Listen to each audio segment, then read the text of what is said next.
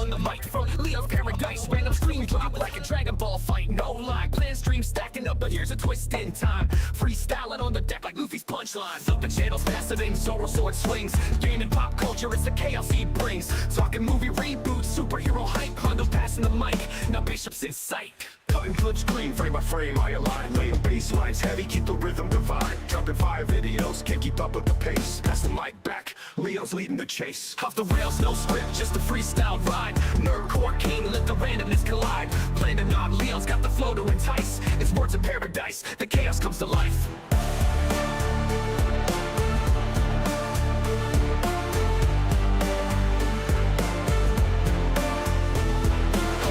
No script, just a freestyle ride. Nerdcore king, let the randomness collide. Planning on, Leo's got the flow to entice. It's words of paradise, the chaos comes to life.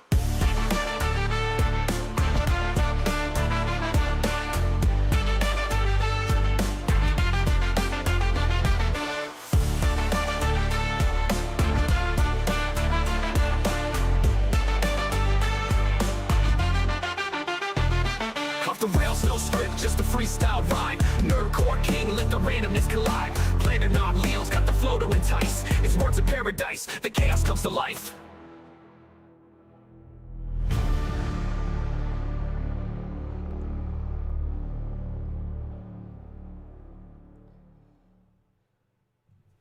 Welcome back to the Sunday special stream. How are all you Vital Idols doing? I'm in a bit of a predicament right now. I'm in a bit of a precarious situation. As you can see, I'm further from the mic. Hopefully the audio is coming through. Because as I was setting everything up, as I was setting up the stream, this happened. Say hi. You see what I'm dealing with? Like, I feel, yeah, cat is on the lap. I'm stuck. Can y'all hear me okay? Like, maybe I can put the mic here. Maybe this is easier. I'm not used to being set up like this. I'm normally much closer to my monitor. I can't kick the cat out. Exactly, I can't kick the cat out. I'm normally much closer to my monitor. I'm normally much more up on the mic. But, like, I'm stuck. Audio's fine? Good. Glad the audio's fine. I was sitting here worried. Alright, who else we got in here? Who we got? We have C-Brew in the house. What is up, C-Brew? The Free Expression Warrior, my man with a plan. Gal Carrymon is here. Eagle Lord, the True Aztec Warrior. Nick Havoc. Demon Carol. Saint Hugo is here. Jeremy Hughes Reviews. What is up? You love to see it. Jake motherfucking Martin. What's up, Jake Martin? Luigi Frankenbob. Matthew Watson. I'm here and I'm There's so many Matts. So many Matts. Yeah. Don Syndrome. Cliff. Man, I'm glad y'all are cool with this, because I'm stuck. I'm so stuck. See how tiny her head is? I have the Hassan Piker of cats. You see this big body and this tiny, tiny head. What up, Blue Octopussy? What up, Draconic? How you doing? Yeah, this is what we're doing today. So as you guys know, the Sunday special stream works. We got one rule. And it's no politics. On Sunday, we just go through, curate a list of interesting, fun, sometimes educational. Oh yeah, that's true. Shot the dog. Would absolutely shock the dog. Interesting, fun videos to react to. Some of them that I'm interested in, some of you might be interested in. Hopefully a little bit of both. Add some commentary. Annie, I'm sorry. I'm off balance. The way she's sitting on me, I've got one leg like off to the side. I feel so off balanced. You are lucky that I love you. Got some educational videos. No politics, only communists, make everything political. That's true. Yeah, Sunday is the one and only. Well, I wouldn't say the one and only apolitical day because I don't get political on my analog horror streams. But yeah, Saturday and the Sunday special streams, the only apolitical days on this channel. And with that, let's get right to it. Let's do our first stream of the day. First video of the day. I saw this is a couple years old. This video is 2 years old, but it popped up my timeline. And I was so curious. And I hope you guys are curious too. What's the newest Sonic game that works on a 32-bit Windows XP? And I'm wondering, because, I mean, it's a nearly 10-minute video, so I'm wondering if they're going to be, like, finagle some things to make newer games work. So, yeah, let's figure this out. Not many people know there's actually a surprising number of Sonic games that have been released for PC before Steam ever even existed. Plenty of the original 2D titles, CD, Sonic R, 3D Blast, some of the Saturn titles. I actually had Sonic R specifically on PC growing up. So like, I had Sonic R on PC, I had Sonic 3 and Knuckles on PC, I think I had Sonic the Hedgehog 2 on PC.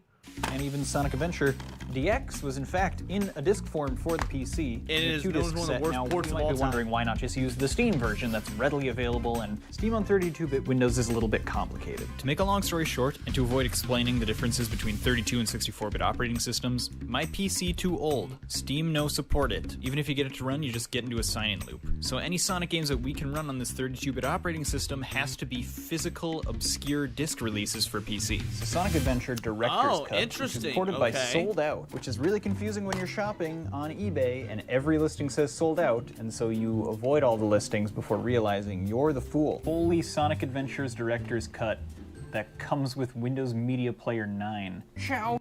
Bro, Windows XP had such a great looking UI, dude. It really did. I love the XP UI. Cursor and Tails background. Forget the Steam version. This is superior already. I don't know where I'm clicking. My little buddy. He's gonna accept the license and insurance agreement for me. Oh, you can just use the mouse. He just follows a little chow around. Get the chow, Sonic. I think this is the superior way to play Sonic. This was the future of video games, and Miyamoto saw it when he made this port. Tables? Tails? Yeah, what am I gonna do with you? Maybe spank you when I... Oh, wow. The frame rate is dog shit. The Dreamcast frame rate was way better. Find you. Maybe give you a timeout.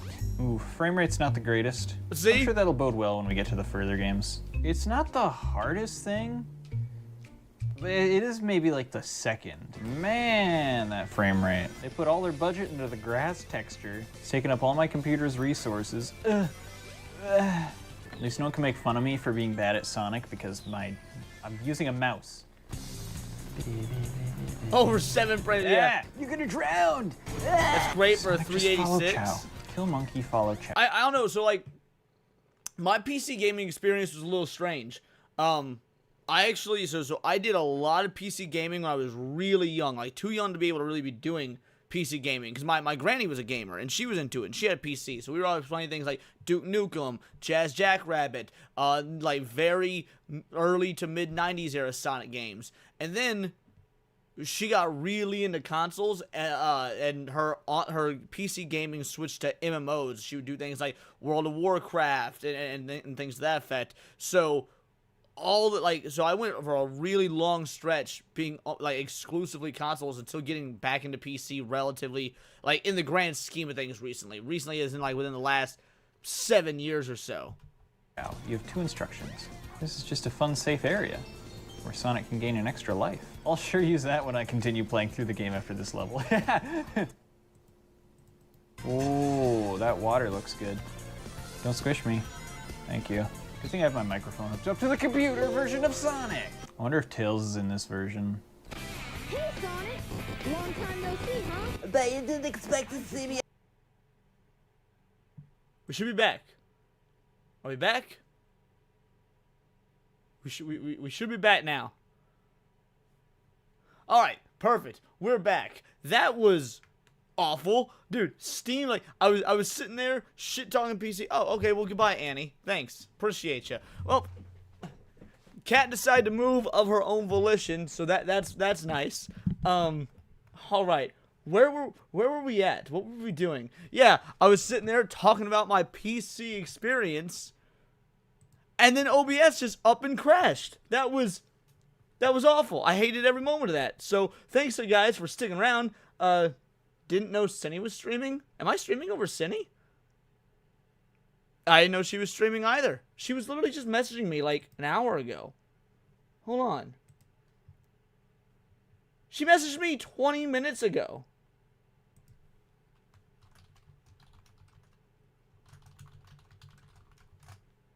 This dumb hoe. I had no idea. Hold on.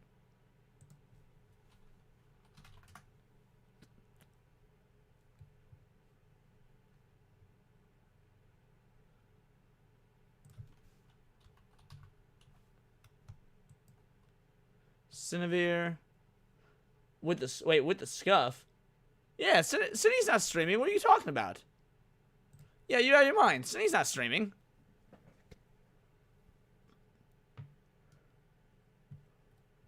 Anyway, back to what we were doing. We're checking out, you know, Windows 32-bit XP Sonic games. Let's go. I would have loved Sonic on the PC as a kid. All right, I'd have played it with a mouse. I'd have played it with a Wii remote. I'd have played it with a voice-activated SpongeBob. SpongeBob, sing. SpongeBob, go to sleep. So skip ahead a few games because Sonic Adventure 2 was released on PC, but again, it was for Steam. So the next Sonic game that nobody knows was released for PC was actually Sonic Heroes. Jumping ahead to 2003. Makes sense. On the back, it actually says minimum system requirements are Windows 98 SE. Sonic Heroes on the PC. What bonus features we got this time? Omega Mouse? Wait, there's an official mini pixelized version of Omega. Nice. You like to see that. Oh, she has a seizure every time you right-click. That's not what my Y button looked like, Sega. Wait. The PC version still used Xbox glyphs?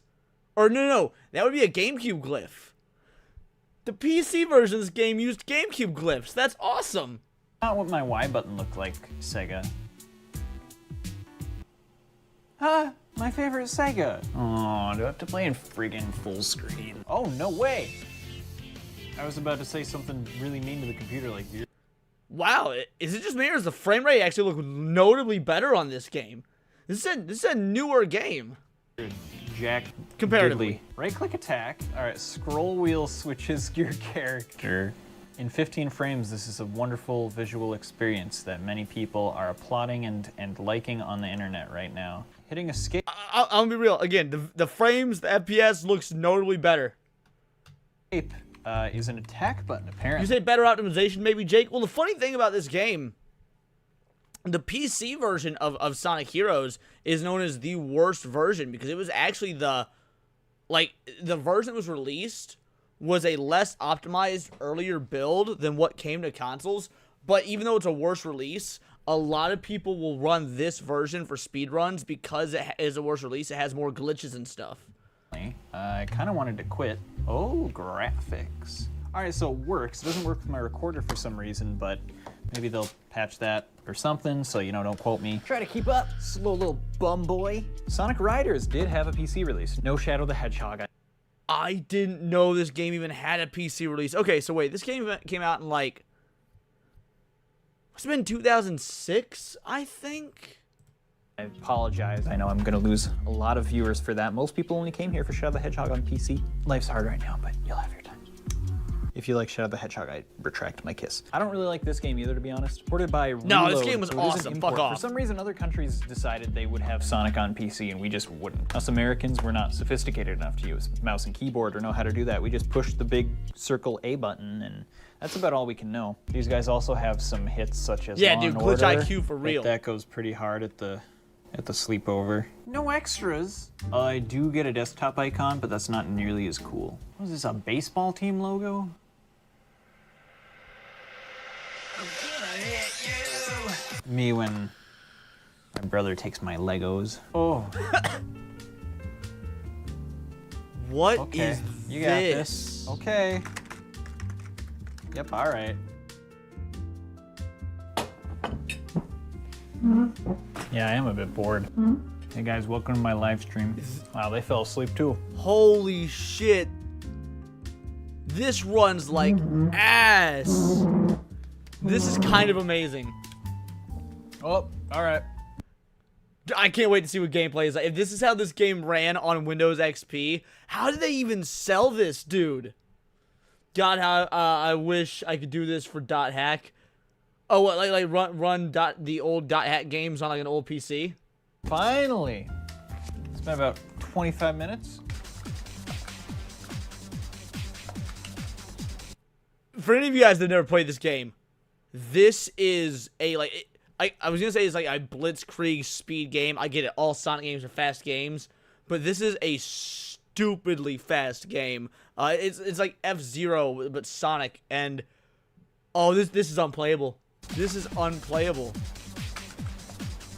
Who am I kidding? I don't want to play this game anyway. I don't even like it. I'm a YouTuber. That's like half my personality is that I don't like a game. We're stretching hardware a bit thin here, but it is still running games. And yes, there are more Sonic PC games. Sonic and All-Star Racing. Unfortunately not a mainline series, and of course Sonic Colors was not released for the PC. People would have thought it was a coloring program, like an MS Paint type thing, so they couldn't have that confusion. So the next one was All-Star Racing, and this one is also an import done by the same people who did Sonic Riders as Wait. When did this game come out? There's no way. When did Sonic All-Star Racing? Yeah, 2010. Was XP still being used in 2010?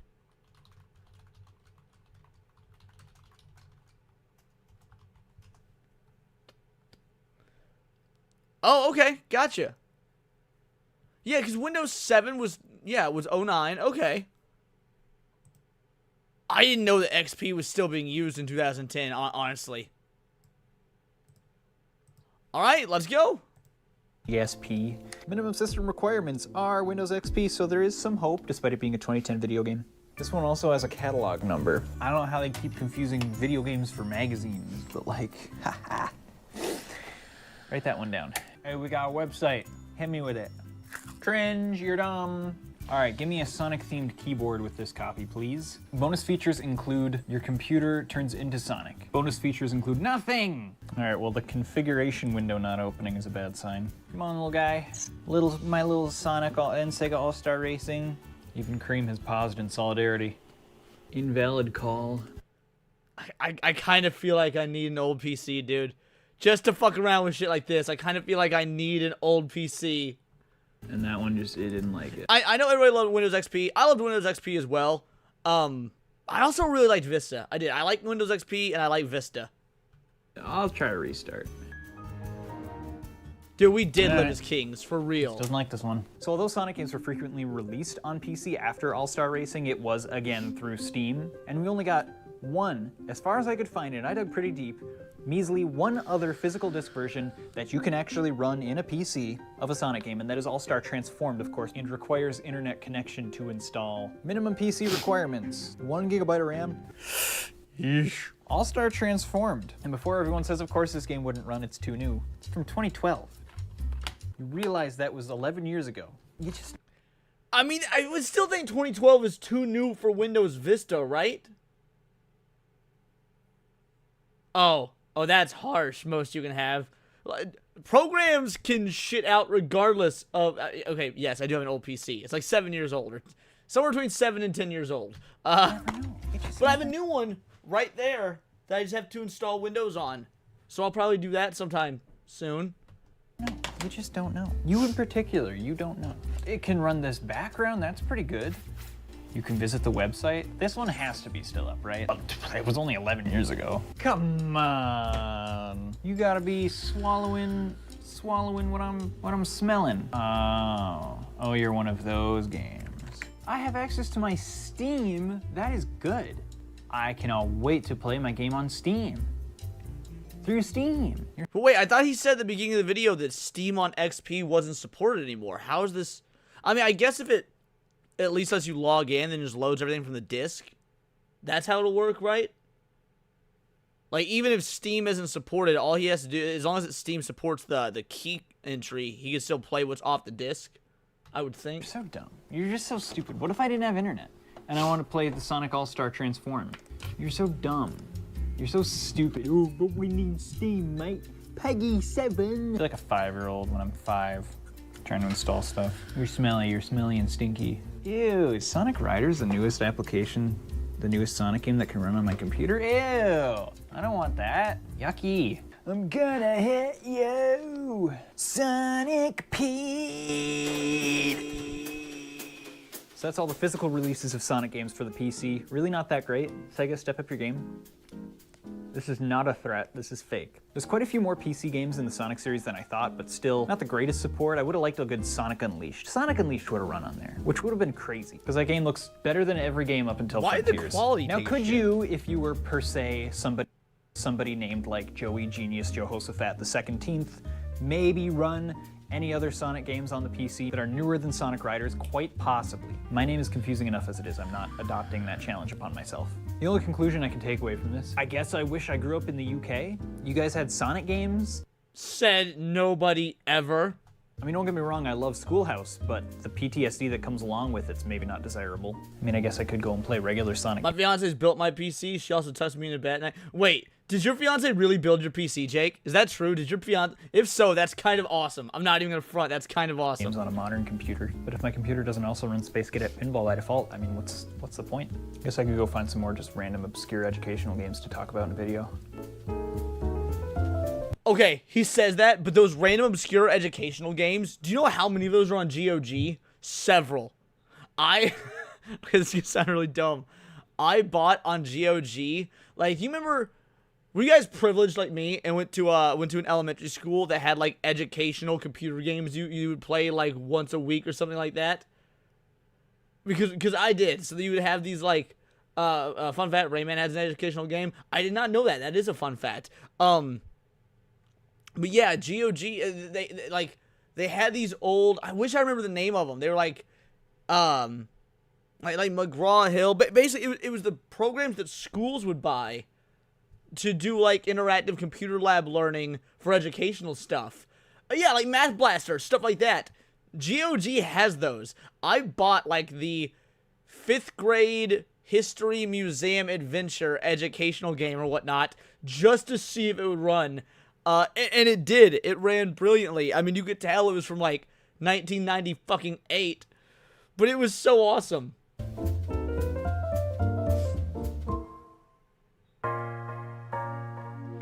All right, well, that was interesting. That was fun. It was nice going through memory lane just to see what physical games were done for Sonic on Windows XP. So there's the link.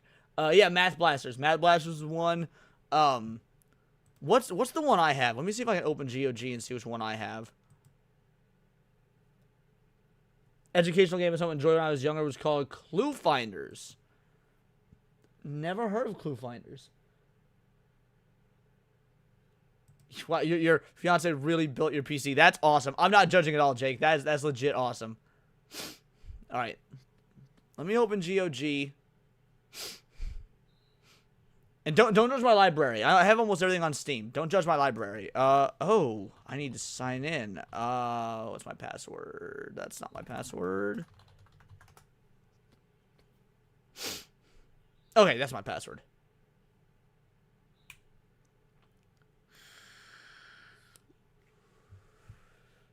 Okay, here we go.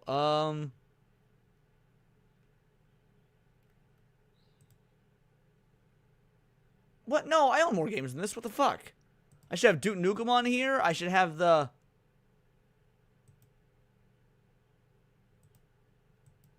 No, wait. I'm missing several games. Hold on a sec. What the fuck?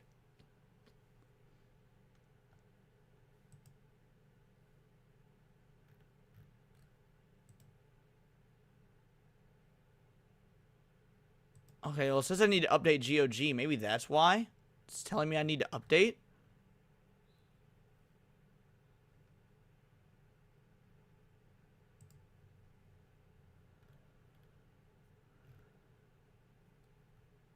It's really weird that I don't have that. Oh, dude. GOG is trying to fuck over Steam. They also put their Dino Crisis bundle on sale, and they did it for like $1.50 cheaper than Steam. That's funny as hell. Wish list, orders history. Dude, I know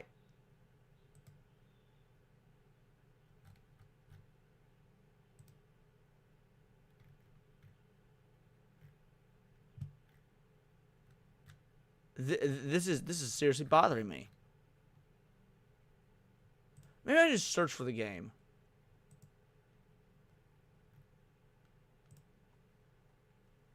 So I can at least show you guys what I'm talking about.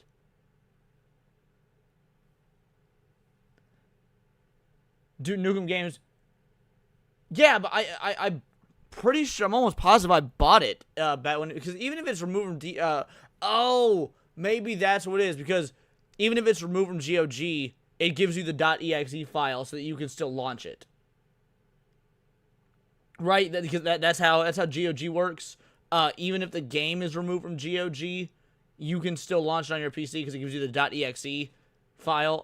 So that explains why I still have Duke Nukem, even if it's not in my library. So that might explain it. And that might explain the other one as well then. Let me see if I can find...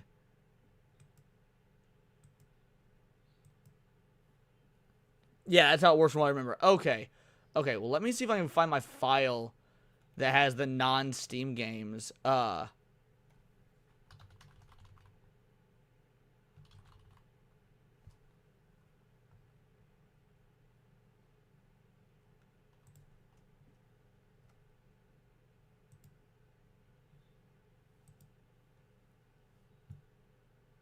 me just one moment here. Gotta go to my C drive. Non-Steam games. No, did I uninstall it? Well, either way, I do see Duke Nukem still in here. That's good. I do see Duke Nukem still in here.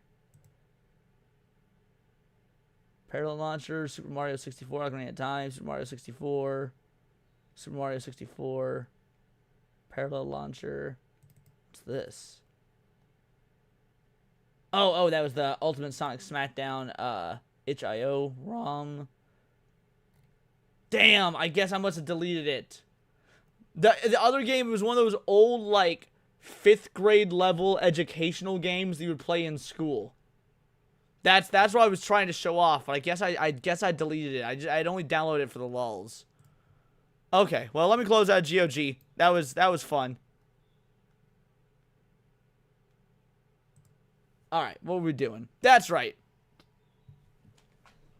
We uncovered the scheme to keep groceries high. Now, y'all know that I like doing educational videos on the Sunday special stream.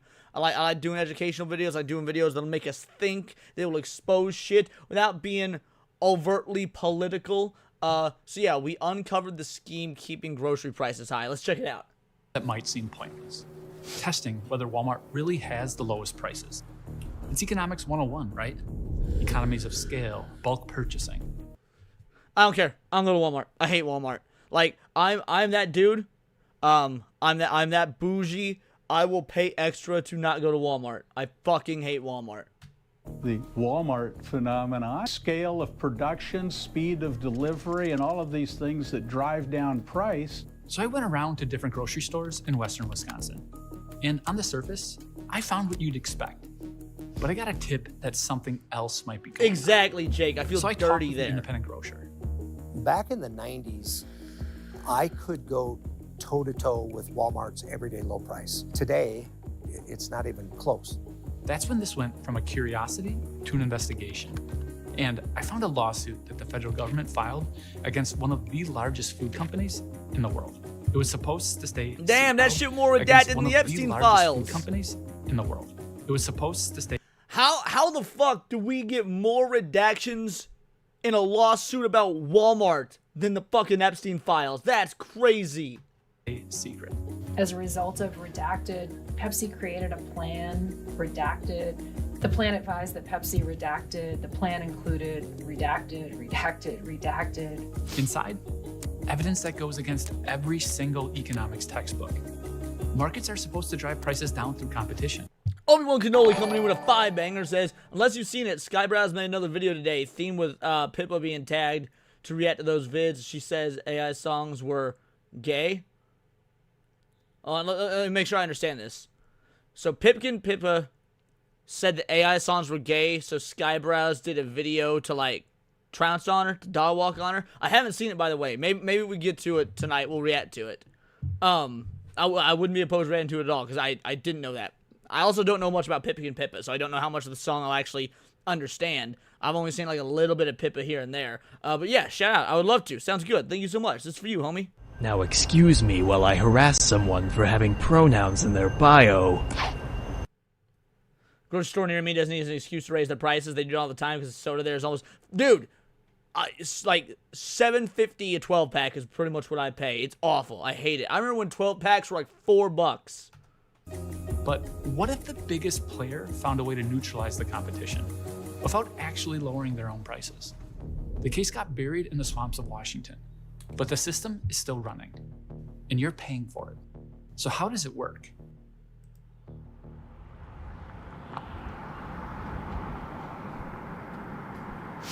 My name is R.F. Bowie. I am What a up, PS1 fourth King? It's been a generation minute. grocer. We have been around since 1905. Today, RF operates a chain of independent grocery stores across South Dakota. I met him at the Pine Ridge location, the only full-service grocery store on the Oglala Sioux Indian Reservation. Can you give me an example of an item where you pay more at wholesale than Walmart's able to charge on the shelf? Pepsi, 12 packs for 3 for $9, 12 packs at Kroger was stopped most of my adult. Right. Like that, exactly. You know, you could buy a 12 pack for like $4 exactly, or you could do, like 3 for $9, things to that effect. Honestly, the drastic price increase of soda is what made me severely limit my soda intake, so it was probably for the best. There was a time in my life, before I was drinking way too much alcohol, but like after I was already well into my adulthood, that I was drinking a 12-pack of soda a day. I've severely cut that down. Severely. I drink maybe a soda a day. Like this will be, I haven't opened this yet. When I do, this will be like my only soda for the day. I mostly drink green tea and water. But there was a time in my life, I would do an entire 12-pack in one day. It was a disgusting habit. Never recommend. instance. My cost is $9, and Walmart's retail is $7.97. Brutal. We drove to the nearest Walmart to check their prices, with what RF pays for 20 popular items. Heinz ketchup, Quaker oatmeal, paper towels. I am fine. That's another thing that's gone up in price, by the way. Paper towels. Paper towels have gotten ridiculously expensive. Like, I don't know what, man, paper towels have gotten ridiculously expensive. It is a travesty. Might have a soda once or twice a month. Dude, you say that you gained so much freaking weight. I didn't. This is back, like, I was an adult, but I was still young enough to have a metabolism, so I was still, like, super thin. I am fine going toe-to-toe with any grocer challenger. But right now, I'm doing it with one arm tied behind my back. The conventional wisdom is that Walmart's prices are lower because of scale and efficiency. Well, to be honest, it's almost laughable to me. Here's why RF is skeptical. Yes, Walmart is massive. They absolutely get volume discounts, but RF should too. Most independents like myself buy from a wholesaler. Wholesalers pull orders from hundreds. Well, here's why I don't use shop towels, Charlie's, because I get that argument, and a lot of people. I cook a lot. Cooking is my favorite hobby, and since I'm on the carnivore diet, so much of it is meat. You know, I make, like today I made a couple steaks, right? I don't want to use shop rags, material rags, things like that on my food. Like when you gotta pat it dry, things to that effect. So paper towels for me are almost exclusively for like patting meat dry and stuff like that. Independent grocers and buy in bulk. And look, Walmart is so big that their volume discounts are still probably better. But should it be this? It's not that I don't drink black tea, by the way. It's just that I prefer green tea because I don't add sugar to my tea, to my coffee, nothing like that. Just straight tea. And green tea is way better for like, for one, I love the taste of green tea, but also it's better for your metabolism, better for your gut biome, stuff like that. Use tea towels for those. Is what they use before paper. Yeah, that's fair. I have some tea towels, but it's much better. The 18-ounce Cheerios that we talked about, Walmart sits on the shelf at $4.98, I believe, and our cost is $6. We went to that Walmart today, and now I do drink my coffee black. Like I very rarely drink coffee. I have coffee maybe 3 or 4 times a year tops, because I'm not a big coffee drinker, but when I drink coffee, I drink it black. Lord, they have a markdown on it right now. Oh, they do? 50-cent rollback. Independent grocers like RF have been trying to figure out why this is happening for years. It doesn't add up. They'd lose money on almost every sale if they matched Walmart's prices. Well, the answer is in these 2 documents. Documents that were recently Buddy, that is one document and like 2% of another document. That is 1.02 of a document. unsealed after the government tried to bury them. The evidence that's in there is explosive.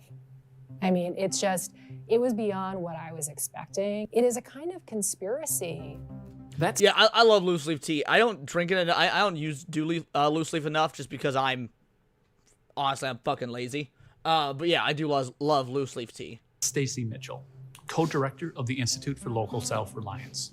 Her organization fought to unseal those documents, and it wasn't supposed to happen. Just days before President Trump took office, under Lena Khan, the Federal Trade Commission filed a complaint against PepsiCo and a major retailer. But when it was made public, Obi-Wan Kenobi for another 5-banger. How do you stick to carnivore? I tried it for 2 weeks and only gained weight. Was super bloated, felt awful. All meat, eggs, hot dogs, nothing processed. So here's the trick. All right, let me go full screen for this. Because you fucked up. You didn't know you fucked up, and I'll explain how. And it's completely understandable. It is completely understandable. Because you said you tried it for 2 weeks. That's the kicker.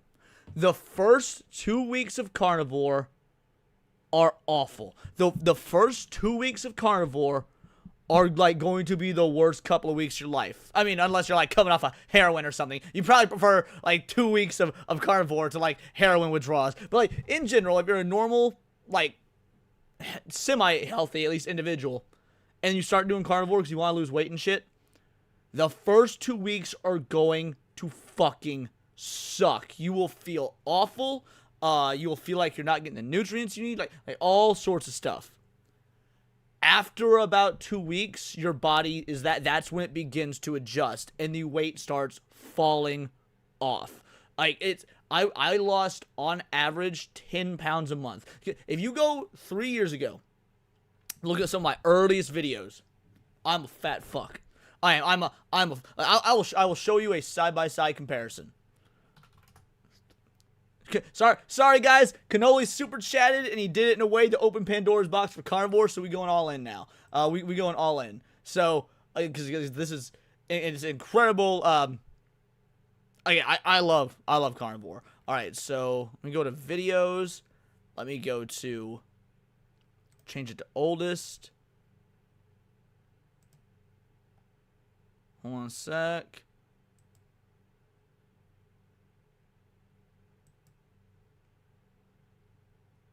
All right, let's full screen that. All right, see the way I look now, especially like my facial dimensions, things like that. Comparatively, this was 3 years ago. It was 3 years ago. Notice, notably fatter, right? Notably fatter. That is me 50 pounds heavier when I started YouTube.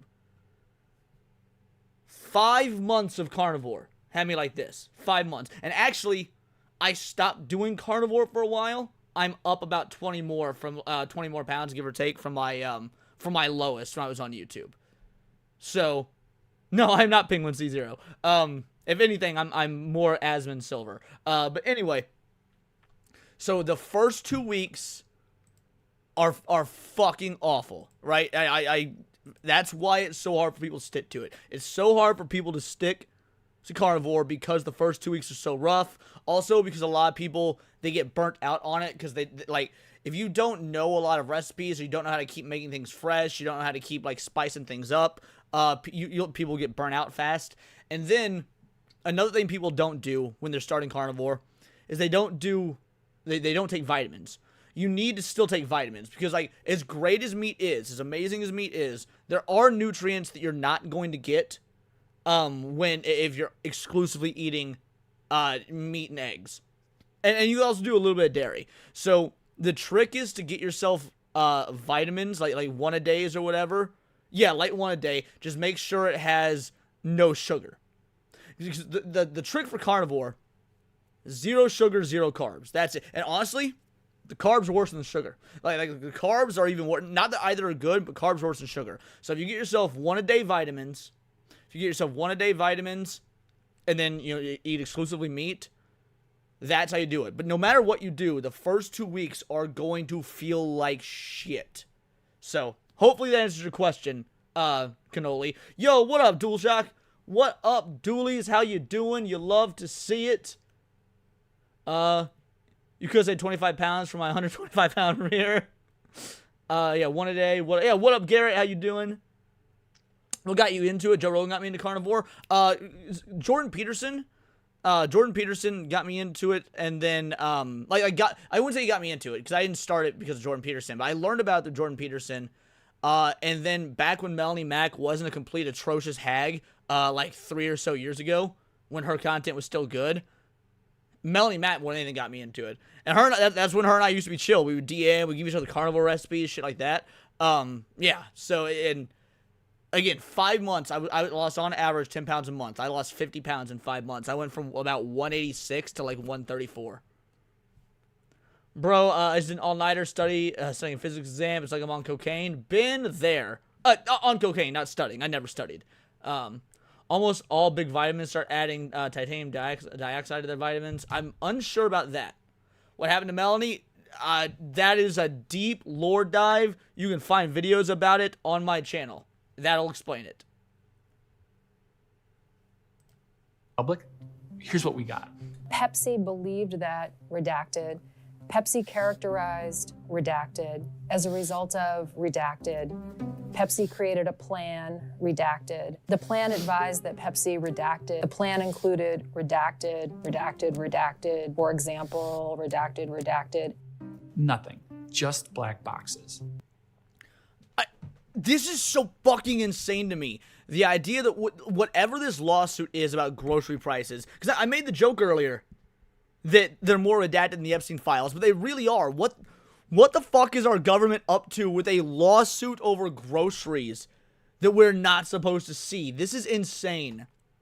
Now, redaction is normal in cases like this.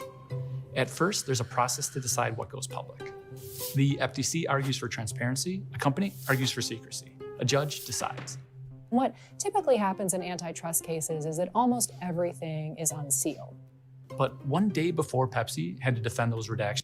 Vanitol says, if you're taking such a good dying, pairing it with the gym will make an epic weapon. Here's the dealio. Here's why I don't go to the gym, or here's why I don't work out. Because you are correct. But right now, me and my homies in the cabal, so me, Badger, Irwin, the Doolies who are here in the chat, Alec Baldwin's finger, we're all doing a weight loss challenge.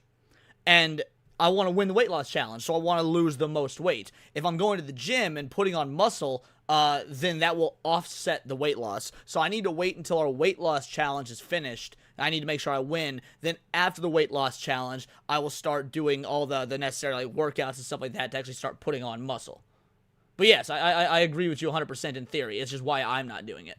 In open court, the Trump administration made a decision. No, when you start you do not need carbs when you start working out. That is a lie that has been perpetuated by the American food companies and whatnot. What you need, carbs don't do anything post workout.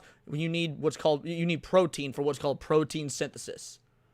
You need protein so after you eat or after you work out, if you just have a good hard workout, you need to down protein. You're not from the USA, so you don't have the same sort of carbs that we do. In the USA, our carbs are heavily enriched, heavily overprocessed, cancer-causing, awful. Basically, carbs in America are poison.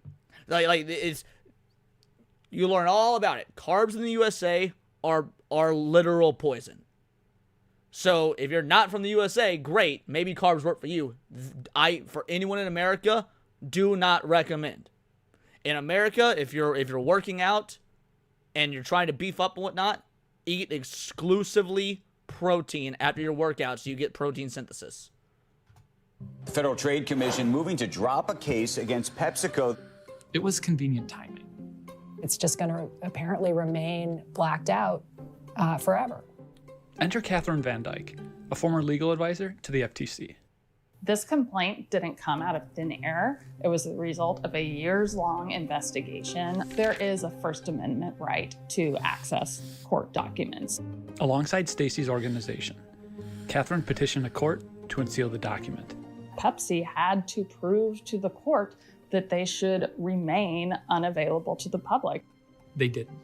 So here's what was under those black boxes. According to the complaint, the big retailer, Walmart, Pepsi set up a sophisticated surveillance system. What? Pepsi went all NSA on our ass? Dude, me and Hypno may have been wrong last night. For anyone that watched Saturday Night Hypnosis last night, we did the big Coke versus Pepsi battle, and me and Hypno were the only ones on the pro-Pepsi side. I think we may have made the wrong choice. Pepsi monitored the retail sales of all of Walmart's competitors across the United States. And it monitored those sales for two things. The first, leakage, which was simply customers going to a store other than Walmart to buy Pepsi. The second, price gaps, the gap between Walmart's prices and competitors. Pepsi's goal was to make sure that the price gap between Walmart and its competitors never went below a certain level, and to ensure that Walmart always had the lowest price. And when this system found one grocery chain beating Walmart's prices, Walmart didn't lower their prices to compete. Instead, Pepsi sprang into action. Pepsi detects that Food Lion is actually selling its beverages for less than Walmart. And in their internal documents, they describe Food Lion as the, quote, worst offender for selling Pepsi products for less. Food Lion is a... Wait, but why? Okay, maybe I'm not understanding, but why would that matter? Because Pepsi is selling to the wholesaler. Pepsi's selling to the wholesaler, and then the stores are buying the Pepsi from the wholesaler. So it's not like... unless I'm not correct in how this works, it shouldn't actually matter how much Food Lion is selling their Pepsi for, because Pepsi themselves aren't losing any money on the sale. Like, as long as Pepsi's not losing money on the sale, then what does it matter? I'm confused.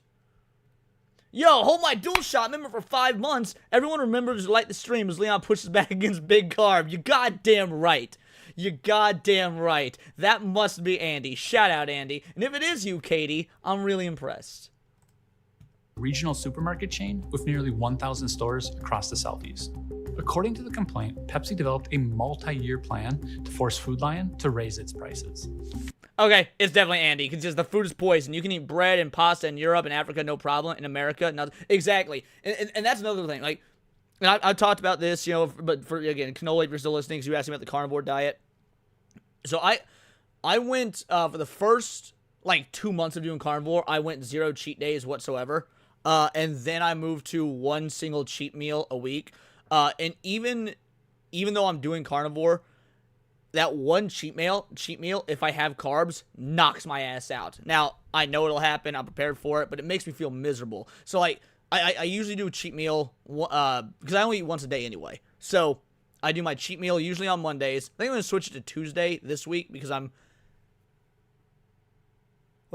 excuse me, sorry. I think I'm going to switch it to Tuesday this week, because I want to make some homemade chicken fried rice, and to do that, I think it'll be more conducive to my streaming schedule if I do it on Tuesday. Anyway, normally I reserve my cheat day, my cheat meal, for pizza, right? It almost exclusively, once a week, cheat meal is pizza. And the carbs just fuck me up. Like, I will eat some pie, and then I'm laid out the whole rest of the night. So, yeah, carbs are so destructive. But I've heard exactly what Andy from Hold My Dual Shock is saying. You go to other countries, and you're fine. It's no big deal. People load up on pasta. They load up on all these other, breadified goodies, and they're A-okay. First, cut Food Lion's promotional money, the discounts that let them run sales. Second, raise Food Lion's wholesale cost. This is Pepsi taking deliberate steps to force Food Lion to raise its prices. Why would Pepsi do this? We can only guess. But Walmart is their biggest customer, by far. Pepsi has told the SEC in its 10K that losing Walmart as a customer would have a materially adverse effect on Pepsi's business. Right, Pepsi was in no danger of losing Walmart as a customer just because some, by comparison, notably small competitor called Food Lion that only exists in, one small part of the U.S. is selling their Pepsi for a little bit less. No, this is crony capitalism at its finest, baby. Because it accounts for such a large percentage of Pepsi's sales. That's true for most companies. It's hard to imagine that Pepsi is the only major supplier that Walmart has this arrangement with. Walmart does almost always have the lowest price because it is involved in these sorts of schemes. But in reality, What up, all AJ? that's doing is setting a price floor. It's not lowering prices for consumers. Which could help explain why prices aren't going down. They're just stuck at the price floor. It's a Walmart tax on the country. The more special deals that Walmart gets, the more that other retailers have to pay. The shoppers going to those other stores say, I can't afford this. They move to Walmart. Walmart's power grows. This one company. And this is why I don't shop. Well, I mean, I wouldn't say this is why I don't shop at Walmart, but like this is part of why I don't shop. They are such an evil corporation, dude. And like the reason I say that, so I got two heroes in the business world, right? Two heroes, the two that I think are just the greatest businessmen of all time. And that was Sam Walton and Walt Disney. Very odd that Walt isn't both their names. That's neither here nor there. Sam Walton and Walt Disney are two of the greatest, most intuitive businessmen of all time. And the reputation Walmart has now and the way Walmart was ran now is totally and completely not only different, but completely antithetical to how Sam Walton wanted Walmart ran.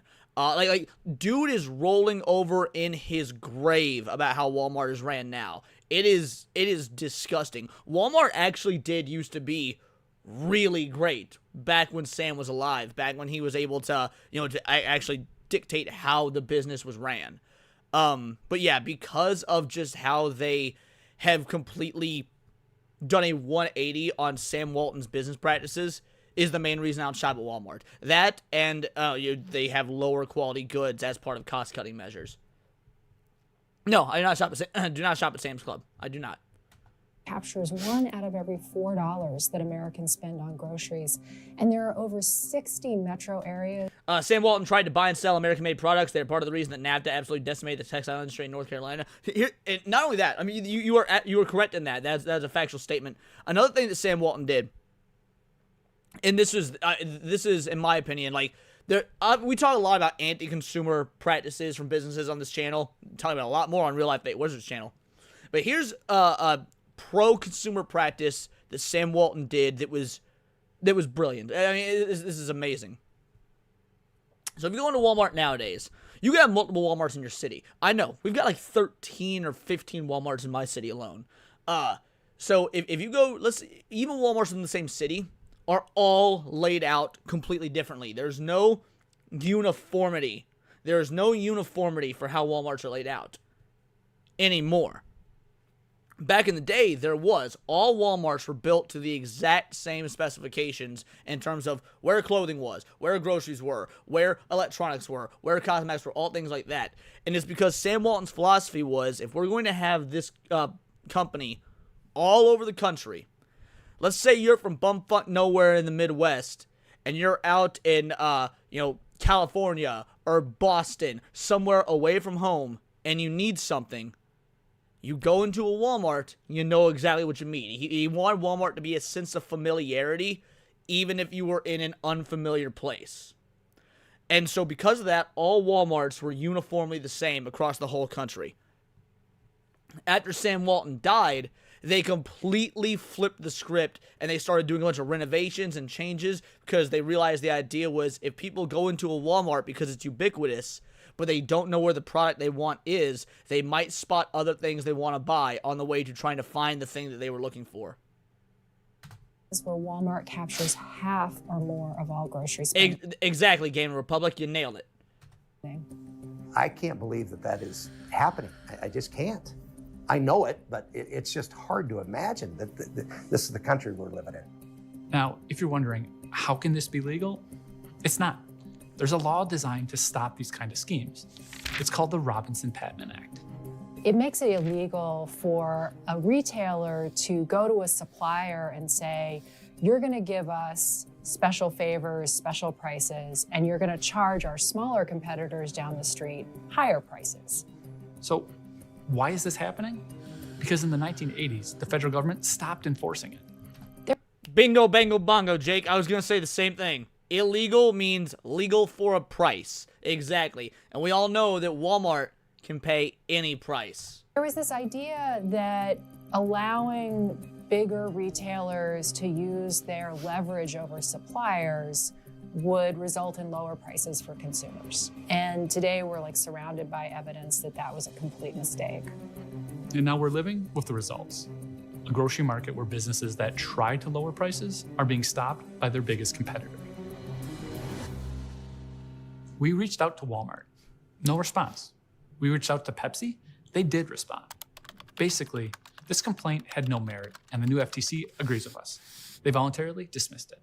We then reached out to the FTC because Pepsi is kind of just restating what the FTC said. More perfect union, never heard back. But America did hear from the president. Prices are coming down very substantially on groceries and things. They're already at a much lower level than they were with the last administration. Here's grocery price inflation since this case was filed. The Trump administration killed a case that had a real mechanism for bringing prices down. Don't take my word for it. 6 Republican senators just sent a letter asking Trump's FTC to enforce the law his administration just refused to enforce. Based. When Good. President Trump Good on the Republicans that are trying to force Trump to get this done is what I mean. was sworn in, he used his power under the FTC Act to appoint Andrew Ferguson as chair. Then a few months later, he fired the 2 Democratic commissioners without cause. The FTC is supposed to have 5 commissioners. Trump hasn't replaced either Democratic commissioner or one Republican who left. So it's down to 2. When we don't have a full body, this is what happens. Back in South Dakota, RF and consumers are living with what happened. You know, and this is why, now I didn't know the reasoning behind it. But I've had people, because obviously I do a lot of, pro-Trump coverage in my normal streams when we do cover the political stuff and whatnot. I also do a lot of anti-Trump coverage because I do think that this administration has been an absolute mess. And I'm trying not to get too political about this because, again, Sunday special stream is supposed to be apolitical. But this is one of the things that people come into my comments and they're all like, oh, the economy is getting better, this, that, and the other. And in some regards, that's true. Gas, for example, is much better. But when people try and tell me that grocery prices are down, that Trump's caused grocery prices to go down, like, I didn't know the reasoning behind it, but I know it's bullshit. Why do I know it's bullshit? Because I fucking buy food all the time. I grocery shop maybe once a week, spending around 100 to 130 every time, and I'm spending no different now than I did under Biden. So don't try and fucking tell me that under the Trump administration, grocery prices are down. I know factually they aren't. Other things are, and I'll acknowledge that other things are. Again, gas is down from when Biden was president. Groceries fucking aren't. Sleep and breathe this business. Having to give up on your employees, your team, having to give up to your community, I often relate it back to like going through a divorce. Like a lot of independent grocers, RF recently closed stores, unable to compete on price. I would like to think if the Robinson Patman. The only thing to go down recently was New York strip steak. Now, I don't know if that's true or not. In fact, I would argue it's not true, sort of. So, because I buy a lot of New York strip steak. In fact, that's what, when I said I had steak earlier, that's what I bought. New York strip steak is the main steak I buy for the carnivore diet. I have, on average, probably about 3 New York strip steaks a week. I do other stuff as well. Chicken, salmon, other types of steaks, burgers, meatballs, whatever. But by and large, New York strip steaks are the most consistent meat that I eat. I don't think the price has gone down on New York strip steaks. What I do think, in fact, what I know for a fact, is that New York strip steaks are going on sale more often now. New York strip steaks are on sale compared to what their normal price is, probably on average around 2 to 3 times a month. So, and the reason for this, I would imagine, I don't know, but the reason I would imagine is because, so under the Biden administration, there was, we all heard about the chicken culling. There was also a cow culling. And so because we had less bovine, there was less supply, while the demand didn't change whatsoever. So the price skyrocketed. Now the price has stayed the same. However, we are back. I don't know if we're in a bovine surplus, but bovine reserves are going up. So there is more steak to go around. And because there's more steak to go around, even if the price doesn't come down, they do have the option to put that steak on sale more often. If that makes sense. I like skirt steak, top round. So, yeah, those aren't necessarily bad steaks. The whole reason that I do... So, New York strip steak is really fatty. And when you're on the carnivore diet and you want to lose weight, the fattier, as long as it's healthy fat, the better. So, you want fatty steaks because it sounds antithetical, but you want to eat a lot of meat fat to actually lose weight. It actually does factor in the area. Oh, yeah, that's another thing, Straight Seth Mail. The area you live in is also a factor. I live in the Midwest. I live in big farming. Now, I live in a city, but surrounding the city are, massive farms for miles and miles and miles. So I probably do get meat cheaper than a lot of people just because I live in a very farm-friendly area. So you make a good point. Mervoth with the 2-banger says, catching up with your Vita Carnis episodes. Have fun in the sun. Hey, shout out. Thank you for catching up with the Vita Carnis stuff, dude. Those were really great. Make sure to tip your hat to Serranos next time you see him in the chat, because the Vita Carnis was his idea. Buy a deep freezer, started buying whole cows straight from the farmer. That is a brilliant idea. If I ever get out of this apartment and get a house, I'd likely do the same thing. It makes sense right now in my state. It just went to $2.25 a pound. What that is exactly, I don't know exactly, but literally last month it was like 15 pounds. I think you mean 15 per pound is what you were trying to say there. The fat is also satisfying. That is true. But a lot of people don't like fat. I don't know for whatever reason. Some people don't like fatty meat. If you don't like it, you don't like it. But if your goal is to lose weight, sorry, motherfucker. Sometimes you're going to have to do stuff that you don't like. And eating fatty meat is one of those things. Can I get a hold of venison or elk? Probably. I would think so. I can get lamb. I can get gator. I can get bison. So I can probably get venison and elk. I just haven't really done it. Act was being enforced, that those store closures would have probably been different. If you liked what you saw, please like and subscribe. And if you're a researcher interested in similar topics, please reach out.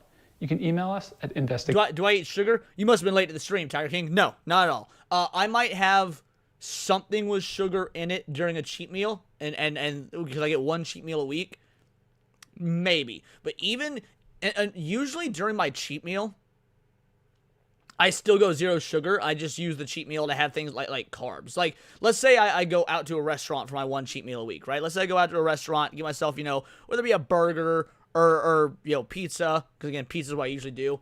I still don't actually, I don't do dessert. I don't get a sugary drink. So mostly my cheat meals are just reserved for carbs. But like I went to, last Monday was National Pizza Day. Last Monday was National Pizza Day. A bunch of pizza places were doing deals and specials. So my local pizza buffet had like $6 all-you-can-eat buffet. So I indulged because even normally when I do a cheat meal, and I order pizza, I eat like 4-ish slices. But since it was an all-you-can-eat buffet for $6, I went ham. I had like 9 slices of pie and a brownie. It was rough. I shouldn't have done it. No Pepsi for me. I'll do zero sugar soda. Like I said, I do on average 1 zero sugar soda a day. I normally do zero sugar Dr. Pepper, but mostly it's water and tea all day. Catch you later, Ark. At MPU. No, I don't eat fruit. I can't eat most fruit, even if I wasn't doing carnivore. I have an allergy to most fruit. It makes my throat close up. I can have really high-end citrus fruit, oranges, grapefruits, lemons, things like that. But like apples, peaches, plums, bananas, strawberries, all the normal shit, makes my throat close up. So it's some sort of enzyme or something in the fruit that most of them share that I can't have. Now, if I was to cook the fruit, whatever enzyme that is gets cooked out, and then I can eat it. So I can eat, like, let's say apple pie, because you cook the apples and whatnot, that enzyme's gone. I can fry bananas, it's fine. But yeah, unless it's a very highly acidic, citrusy fruit, like oranges or whatnot, I actually, I can't have fruit, even when I'm not on the carnivore diet. So no, I don't do fruit. .us.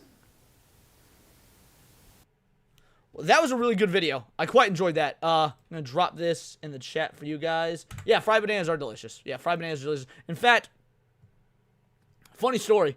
Am I allergic to chocolate? No, I'm not allergic to chocolate. I've never had much of a sweet tooth. Like, throughout my whole life, I've never really had much of a sweet tooth. Like, every now and again, I want something sweet, but by and large, it's just not my thing. A can of soda, it was usually the sweetest I would ever go. Like, I don't really eat ice cream or cookies, things like that. It's just never really been my thing. Like, yeah, for my birthday, I'll have, you know, brownies or whatever. You know, maybe if it's a holiday and I'm out with the family, we'll do, like, you know, apple pie, whatever. But by and large, I rarely eat sweets. Dark chocolate is my favorite kind of chocolate because it's not sweet.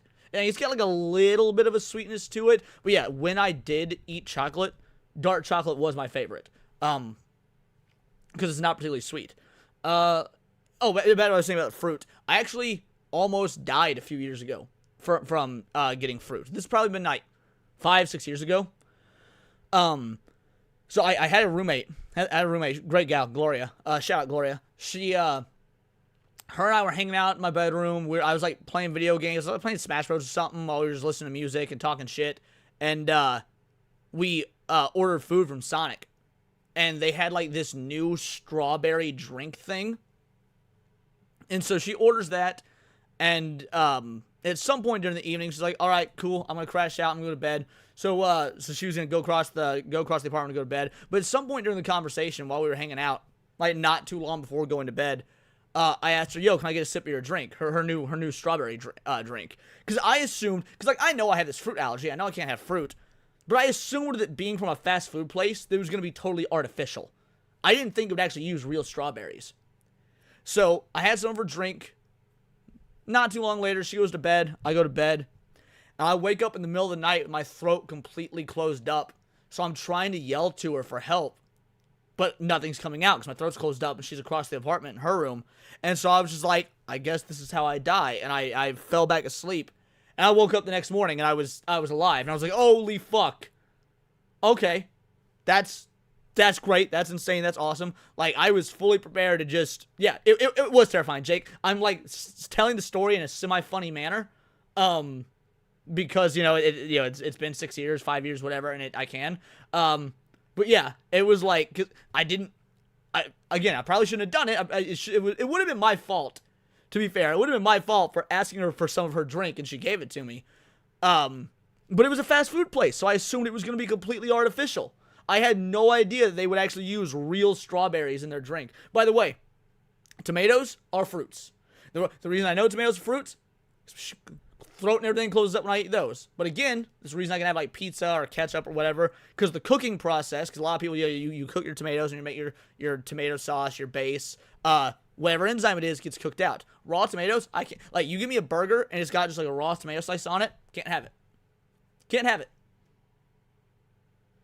Why didn't you go bang on her bedroom door? Well, I just woke up from being asleep for God knows how many hours, and I was in a daze, but I couldn't breathe, I couldn't get up, like, my mind was racing.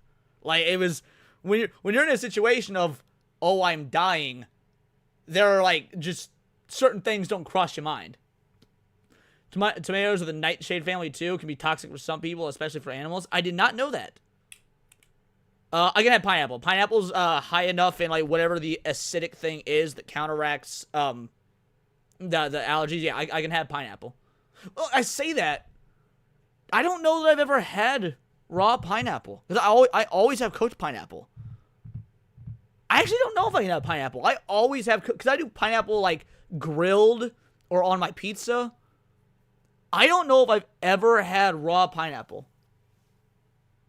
Would it happen to be the catalase enzyme? I don't know. I'm gonna be real. I don't know. I've never studied into what enzyme it is, and I have a fear of doctors, so I've never gone to the doctor to actually figure out what it is. So I don't know what enzyme it is. I've never actually even heard of the catalase enzyme. Strawberry is not a fruit. Whether it's a fruit or not, it's got whatever that enzyme is in it that fucks me up. A good fresh pineapple is fucking candy. Maybe so, but I also don't know that I should risk it. Because I love cooked pineapple. Again, especially grilled, dude. I love grilled pineapple, man. There's a supplement called Brolin or something. It's from pineapple. It's used for digestion. That makes you sick. You know. Interesting.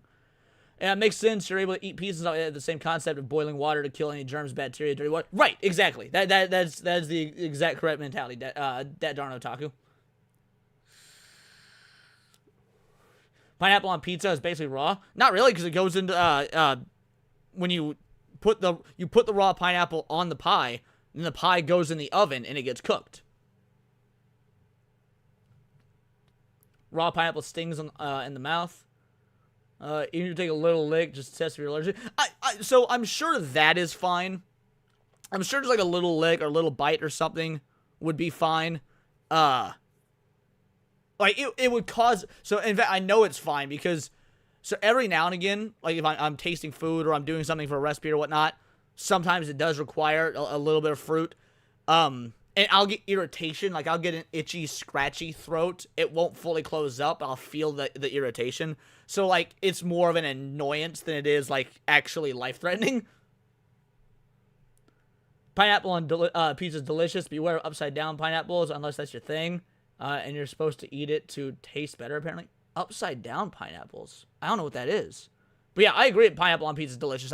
Dude, my go-to pie, my personal go-to kind of pie is a white sauce base with bacon and pineapple.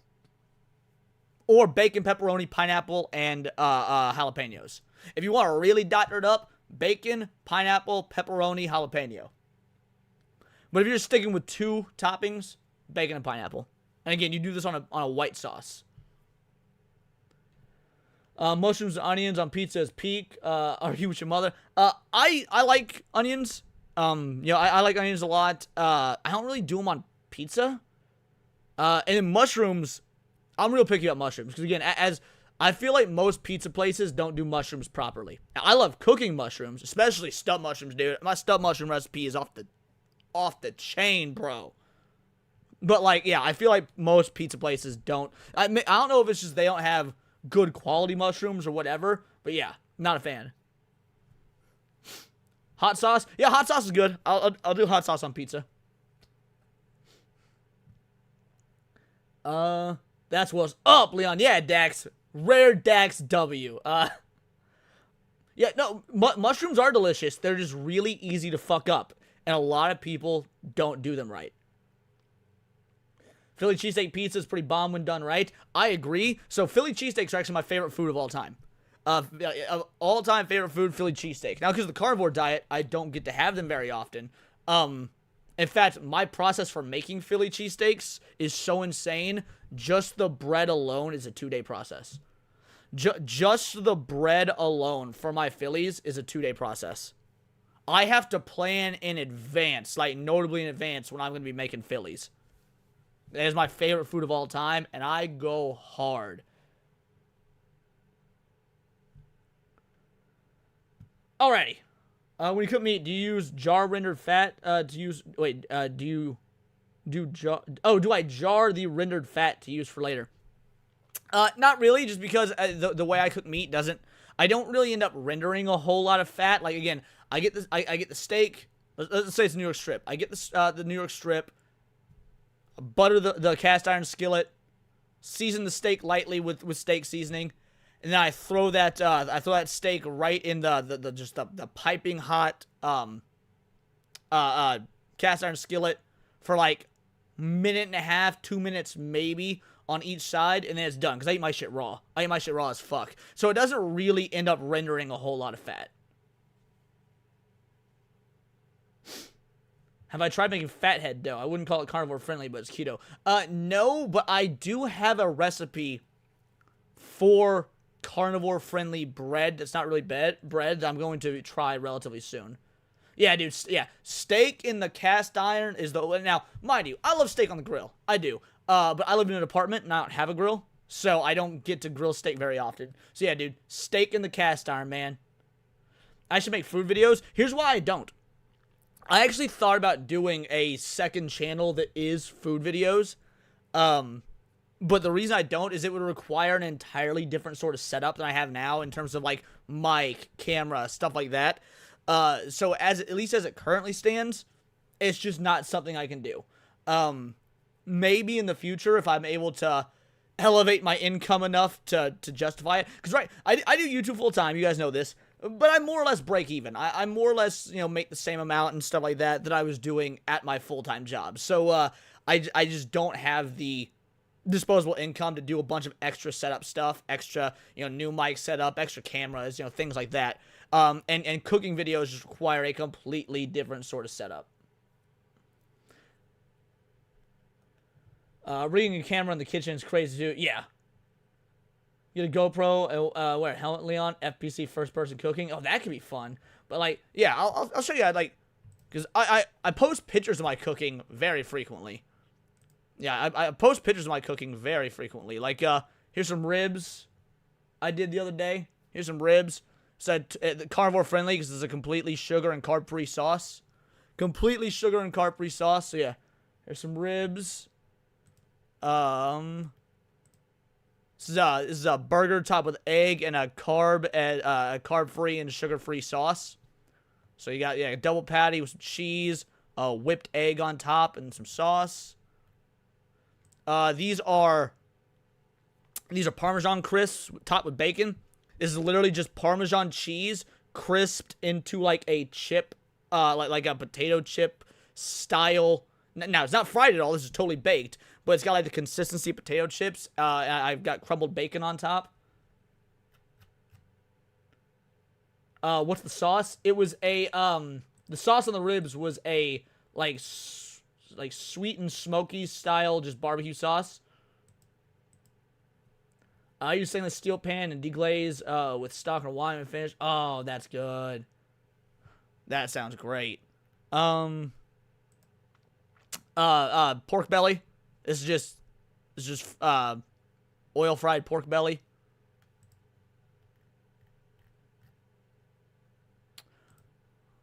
Omelet on a bed of rice. This was a cheap meal because you can't normally have rice, but omelet on a bed of fried rice. In the microwave? I didn't know that.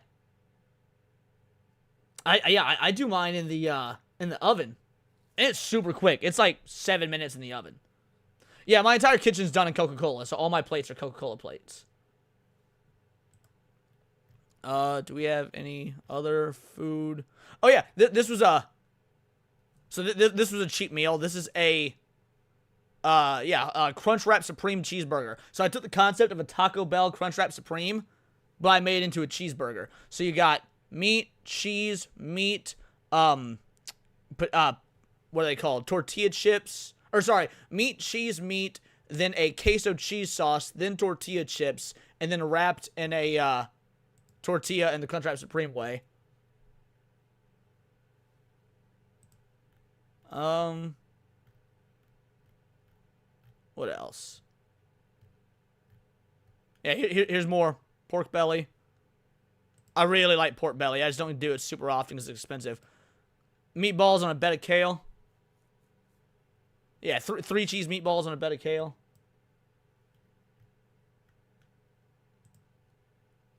Bacon wrapped steak burger topped with chimichurri sauce and crumbled feta. The chimichurri sauce was, this was more keto than it was carnivore, but I really wanted to try making chimichurri sauce. I didn't know what chimichurri sauce was.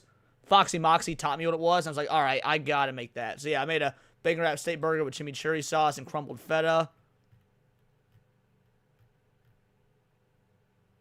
Do I have any other? Oh yeah, this is a double steak sandwich. So the bread is steak, and I've got bacon, egg, and cheese in the middle. So yes, this is a steak, bacon, egg, steak, and cheese sandwich, which was nice. Do I have a, yeah. So you got the steak on each side of the bread, and you got the bacon, the egg, and I use pepper jack cheese, I'm pretty sure. Or no, I use Carolina Reaper cheese. Yeah, Carolina Reaper cheese. Yes, put the cheese on parchment paper, yes. Or no. Hold on a sec. Let me make sure I've got the recipe right. Give me 1 sec. Because I've got the recipe saved actually in the Discord. Let Let me go back up to it. Because I actually gave the recipe to Dex. Okay, yeah. Don't use wax paper. That's the thing. Make sure you use Parmesan paper. Or make sure you use parchment paper, not wax paper. Like, that is incredibly important, not to use wax paper. But yeah, parchment paper. This is a tomahawk steak that I did. Yeah, tomahawk steak was real good. I think that might be close to everything. Is this swordfish? Pretty sure this is... No, this is a tuna steak. Seared truffle oil with spicy sriracha and sesame seed glaze. So yeah, this is a good one. Yeah, this tuna right here, that was good.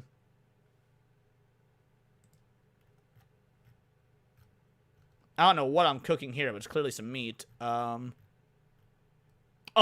this was a fun one. Bacon rack steak boiler topped with homemade crab rangoon spread, but I made it carnivore friendly. So crab rangoon innards have a lot of sugar, a lot. But you can just omit the sugar. So this is basically just cream cheese, crab, Worcestershire sauce. I think that actually might be it. Cream cheese, crab, and Worcestershire sauce on a steak burger. I do baked salmon, not smoked salmon, just because I don't think I have the stuff here to... I don't have the equipment to smoke salmon, but I make salmon very often as well. This is a pork crown roast with a cheese ball center. So yeah, pork crown roast, homemade cheese ball. And you just rip off the the pieces, and oh, this one was good. This was good. I think that is... So, Mongolian death worms. This is a bacon wrapped pork tenderloin that I made look like a sandworm for Halloween. And then I went with an eyeless version to be more reminiscent of the Dune books. Yeah, that was fun to make.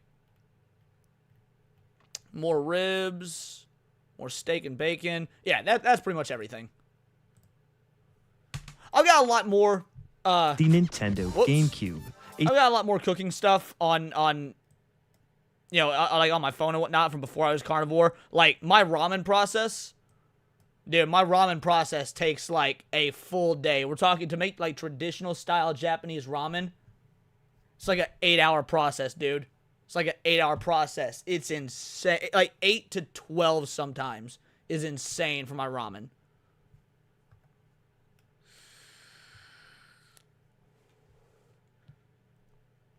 Catalyzed enzyme could be what you're allergic to. It's in bananas, strawberries, apples, even pineapples, avocados. Interesting, because I can have like avocado spread and stuff. I wonder.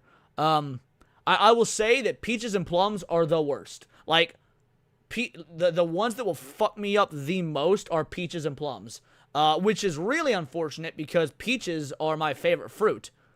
I always wondered why I would get incredibly sick after eating them when I was a kid. That explains it. Melt, soluble, and combine, then finish the Mangio. Now that's a sandwich. Oh, dude, yeah. I go see all my movies at the Alamo, bro. I go see all my movies at the Alamo. Reminds me of the KFC Double Down. I never had the KFC Double Down. Good cheese. Steak version of Flying Dutchman. Yeah, more or less a steak version of Flying Dutchman.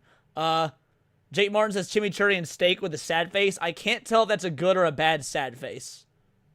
I can't tell if that's a good or a bad sad face. Do I like wasabi? Yes, I do like wasabi. I do, in fact, like wasabi. How about watermelon? Even when I was young, I never really cared for watermelon. It's not bad. It just never really had much of a flavor. So I don't know if it makes me, like, I don't know if I have an allergy to watermelon or not, because I probably haven't had watermelon in 20, 25 fucking years. Yeah, I honestly don't know how I would react to watermelon, because I've just never been a big watermelon guy. So I don't know if it has the enzyme in it or not. I don't know if I'd be allergic to it or not. And everyone always said, like, oh, you got to salt it to bring out the sweetness. I've done that. It didn't taste any different to me. It didn't taste any different. At the Alamo this morning? Nice. What were you seeing? Crying out of happiness. Okay, crying out of happiness. Good. Because a lot of people say, and I'm actually one of these people. A lot of people say if your steak is done right, you won't need any sauce or anything, and that's true. I don't add steak sauce. I don't add barbecue sauce. I don't add anything to my steak. If your steak is done proper, you shouldn't need to add shit to it. But since it was a steak burger, and I really wanted to try the chimichurri recipe that Moxie gave me, I was like, I'll give a pass for a steak burger. Watermelon is reserved for the residents of New Black Street. Can't stand cantaloupe. Tastes dirty to me. Again, because of the fruit allergy, I haven't had it in many, many years, but I definitely remember liking cantaloupe when I had it. Salt and pepper, that's about it. Mostly, I do salt, pepper, and garlic. Like if I'm doing steak seasoning, I do salt, pepper, and garlic. A lot of people say you don't need to do the garlic or whatnot. I do. I add garlic to just about everything. I fucking love garlic. I just said, Eagle Lord, that I like wasabi. Yeah. What about coconut? So yeah, I'm not allergic to coconut. In fact, I like the flavor of coconut. When I make my curry, I always add coconut. Yeah, chimichurri, flank hanger steak, fries, beef tallow. Oh, that does sound good. That sounds real good. Yeah, yeah, I agree. Yeah, garlic is absolutely king. I add garlic to just about everything. So yeah, salt, pepper, garlic is really all you need for a steak. If you put A1 on a steak, yeah, you're not eating a steak. I'm gonna be real. Like, putting A1 on a steak, you know, this steak should be able to stand on its own 100% without the need for any of that nonsense. Yeah, salt, pepper, garlic. That's good enough. Like, every now and again, you want to mix it up. You want to get fancy. You use, you know, like a fancy steak seasoning. Maybe you want to add, like, some cumin, or you want to add, like, some you know, cayenne or some ginger, you know, whatever. Like, I get it. It can be done. It's fine. But on average, yeah, you only want salt, pepper, and garlic.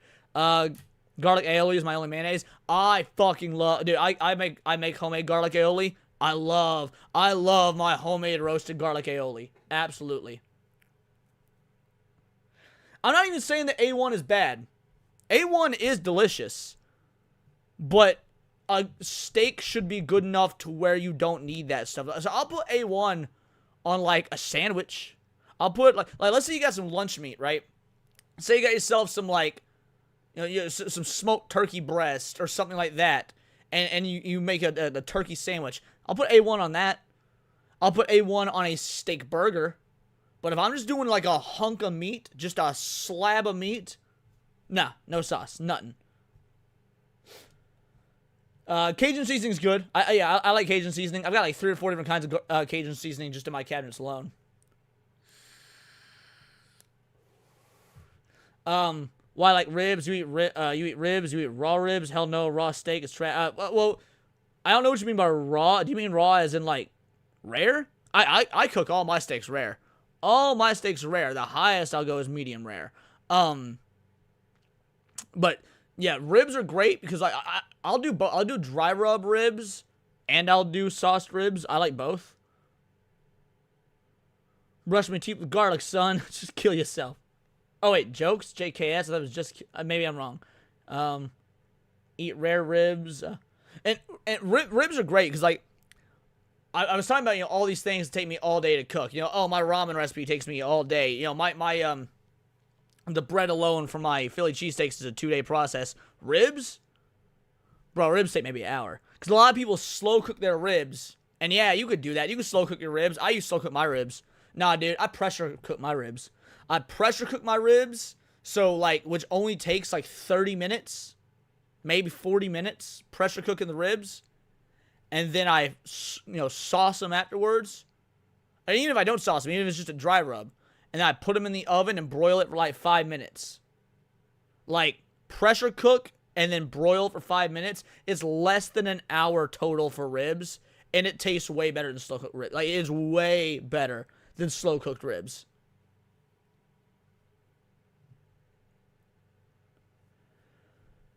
If ribs are good, then cooked beef is good. I mean, well, again, like everything, it depends on how you cook it.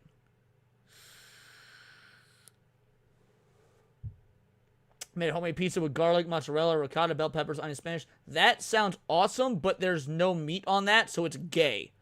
Like, if you would just add something for protein to that, chicken, pepperoni. Honestly, chicken would probably go with best what you just described, Melt the Sky. But I don't see any protein in that, so gay as fuck.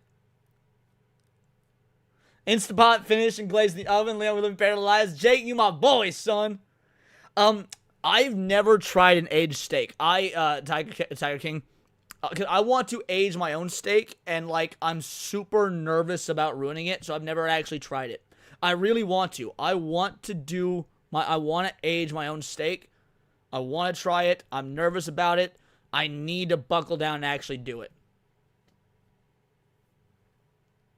That is a good enough reason to slow cook, Charlie. That's a good enough reason to slow cook. Grilled chicken margarita pizza. I don't know that I've ever had. I don't know what constitutes as margarita pizza. I made barbacoa with beef cheeks. I slow cooked it in the adobo sauce for 8 hours. Yeah. Again, I like slow cooking. It's just not something like.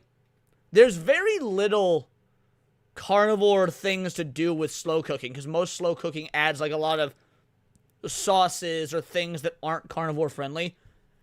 So I don't slow cook very often just because of the self-imposed diet. Margarita is cheese tomatoes, so you can't eat it. If the tomatoes are cooked, I can. Like, if you dice the tomatoes raw, put them on the pizza, and then you bake the pizza, I would imagine I could probably eat it.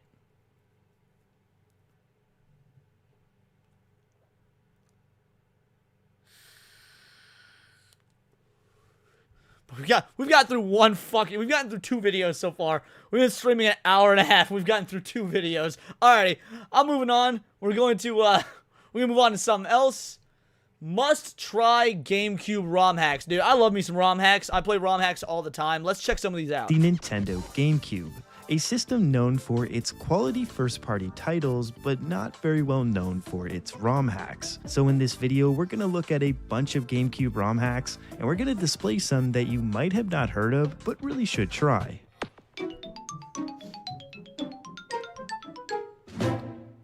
And so first up is Super Mario Sunburn. This ROM hack helps modernize Super Mario Sunshine into becoming a more fleshed out experience. Many seem to argue... Does it need that? I mean, I haven't played Mario Sunshine in years, but I remember really liking it. Does it really need it? Does it not hold up?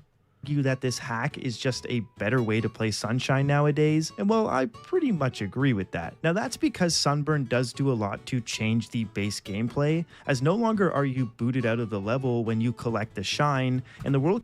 Alright, that's immediately better. That is immediately better. That was one of the most annoying fucking things about this game, is that it railroads you way more than like Super Mario 64 in terms of that. That's awesome.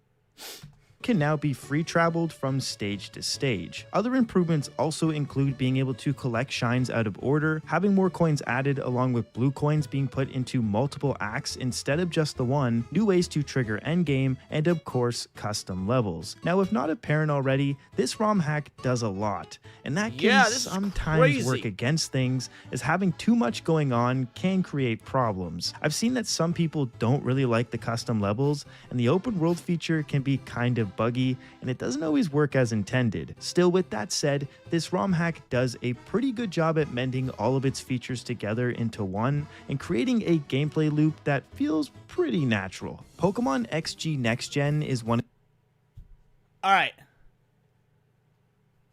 I'm going to say something that might be controversial. I don't know. You Pokemon fans, and you'll have to let me know. This is a fine game. It's cool. Dark Lugia is awesome. Pokemon XD Gale of Darkness. Coliseum was better. This was a step down from Coliseum. Like, I enjoy this game. I don't love this game. I fucking love Coliseum. So let's see what this adds that would make it, you know, hopefully better. The most popular ROM hacks for the GameCube, and that's not without reason. It's basically a mod that is targeted towards more avid Pokemon fans who enjoyed Gale of Darkness, but wanted more from the game itself. Next Gen meets this need by updating and expanding a lot of modern Pokemon features into the game, while also tweaking the difficulty to offer up more of a challenge. On top of these improvements, there are also now over 100 Shadow Pokemon, 50 unique Shadow type moves added, and 75 additional Pokemon that you're able to encounter out in the wild. So far, this sounds like it would be nice for fans of this game, but it also sounds like it does stuff that I just wouldn't care about. Like, it doesn't really sound like a complete overhaul. It sounds almost like what would have been in a DLC if this came out in the era of DLCs. So far, I'm not particularly sold. There are so many tweaks and enhancements to this ROM hack that it would probably need its own entire video, but as seen on the screen here, you can kind of get a picture of what this mod is putting out on the table. A lot of things have changed for the better, and I could definitely see some people making the argument that this game is the new definitive way to play. But of course, nothing is perfect, and I do feel obligated to mention what seems to be the biggest downside that many have with this game, and that is the previously mentioned difficulty. I never got into the later game for this mod, so I can't speak to it myself, but many online felt the leveling system got a little extreme, and it required them to grind out levels to keep their Pokemon up to speed. I mean, I don't know. Whenever I played the classic Pokemon games, I thought I was a grinder anyway. Like, dude, so you know how, let's take Ruby, Sapphire, and Emerald, for example. You know how that after you get your starter, you're supposed to go to the top of the first route and fight your rival. You know, fight May or Brendan if you chose a female because you're retarded. So yeah, I would go fight May. And but before I did the fight, because you start level 5, and her Pokemon was always level 5, and her Pokemon was her Pokemon was always Mudkip because I'm a Trico guy. I would always go Trico. No, it's not. It's the sequel, XD Gale Darkness, Asset Warrior. Anyway, I would just grind to at least level 10 in the wild. So, like, I would go with my level 5 Trico, and I would just stay in that little first opening area and just continuously grind Trico, fighting like level 2 and 3 and 4 Zigzagoons and Puchinyas and whatnot until I was level 10. It would take ages, but then I would just dominate May, dominate the first several gyms. Like, I would just super grind my starter in the very first routes before even taking on the first rival battle. And that can sometimes take away from the fun. Other than that though, I haven't really heard many other bad things, and that says a lot because normally Pokemon ROM hacks seem to be kinda divisive. Overall, it's a really good hack, especially if you like Pokemon. F-Zero AX was an arcade game that never got a lot of traction in North America. What? I know F-Zero GX, that's the one we got. We got the game F-Zero GX. Was AX a separate game, or is this the name of the ROM hack? So when it was discovered in 2013 that the F-Zero GX GameCube game also had F-Zero AX hidden away on the disc. What? They had an entire extra game hidden on the disc? No fucking way. A lot of modders were quick to find ways of playing it on the original GameCube hardware. And well, as of 2021, there is now a patch that lets you play F-Zero AX through GX on the original GameCube. This ROM hack fully works on the original hardware, and as you can see on the screen here, it's the arcade game through and through. There aren't... Dude, that is so insane! Exactly, Darntaku, insane. Just what I was about to say. I had no idea. There's a completely locked away hidden game on F-Zero GX. Dude, that is bananas! A ton of changes, and the most notable stuff is the exclusive tracks and vehicles, although you can technically get those in GX, though they are locked behind some of the hardest challenges in the game. All in all, not much else is different besides some soundtrack stuff, but it is still cool when you find some hidden content tucked away. And hey, at least it wasn't another hot coffee mod experience, it was something a little bit safer. Super Mario Eclipse is a ROM hack. Okay, another Sunshine Eclipse. That's Sunshine Eclipse. Another Sunshine ROM hack. Let's go. That's really hard to not talk about because it's easily the most popular one out there. While hacks like Sunburn do a lot to improve Sunshine, Eclipse has taken the crown when it comes to Sunshine ROM hacks. It adds 120 brand new shines, 3 new playable characters, new movement mechanics, new and remixed boss fights. So this is just a straight up completely new game effectively. I mean, again, not really a new game because there are ROM hacks that actually do completely new games. But this is insane. New characters, new movesets, 120 new shines is a stupid amount. Yeah, this is an overhaul for sure. New soundtrack and a brand new story with hand-animated cutscene. So it is like a new game then. Holy fuck. If it isn't clear, this hack is insane. It adds so much content with so much quality behind it, this could pass as a long-lost DLC or even an official Nintendo game. There's even stuff like post-game content along with restoration levels from the E3 and Space World events back in 2001 that have now been remastered and snuck into the game, which is really crazy. I have a really hard time conveying how crazy this ROM hack is, and I truly think it's one that if someone has never played any kind of ROM hack before, this is a really good place to start. Everything from the presentation to the new movement mechanics like long jumping do an excellent job at making an old game feel fresh, and that's a really hard thing to do. I'd say Eclipse succeeds at being an amazing fan game, and it also does a decent job at being the ultimate version of Sunshine. All around, it's an awesome ROM hack, and yeah, it's probably my favorite in this video. I wonder if that's got a... Hold on a sec.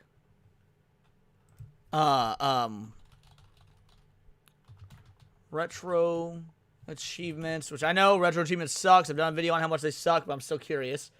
I wonder if there's a retro achievements guide for that game. Let me sign into my retro achievements account real quick.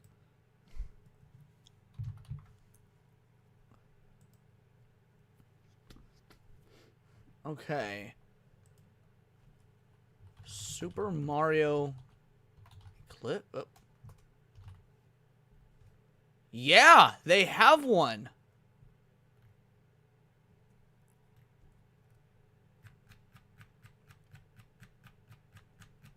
There's a lot of trophies too. Okay. L is real. Approach the star statue in the courtyard of Peach's Castle's Luigi. That's awesome. L is real. What a throwback.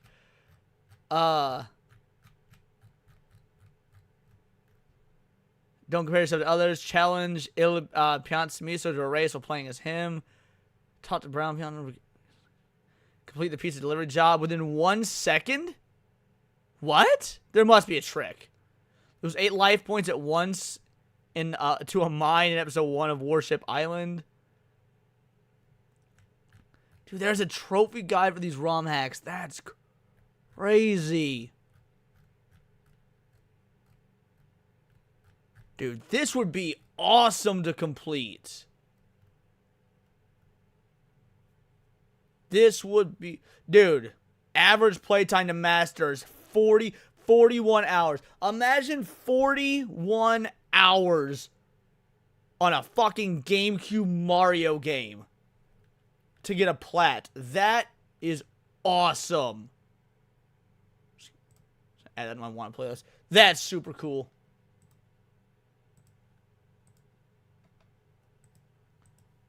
Wind Waker Rewritten is a more uncommon hack, but I still feel it's worth bringing up. Released just a few years ago, it's a hack that changes a ton of content in the Wind Waker game, just probably not in the way you think. The creators somehow had the dedication and the decision to add 10,000 new lines of dialogue into the game, along with new cutscenes, new video files, and various texture edits. What this leaves us with is a ROM hack that keeps the base gameplay, but it completely changes the storyline for a much funnier but slightly weirder experience. The story has a lot of clever humor with really well done dialogue, and I didn't find myself ever getting confused as to what to do next, and that can sometimes be a problem when people make their own storylines. I don't have much else to say for this hack, but while it is smaller, it packs quite a punch, and I love seeing stuff like this for older games, so if you like Wind Waker, I ask that you please give this one a try. Metroid Prime 2 Echo's Double Trouble is... Fuck this game. I love this game. This game was so damn hard, bro. Like, I got this when it came out on the GameCube. This shit is so fucking hard. I can't even imagine what a ROM hack would do. A mod you probably don't need, but it does exist. If you have ever wanted a tougher experience in... And it makes it harder? Are you kidding me?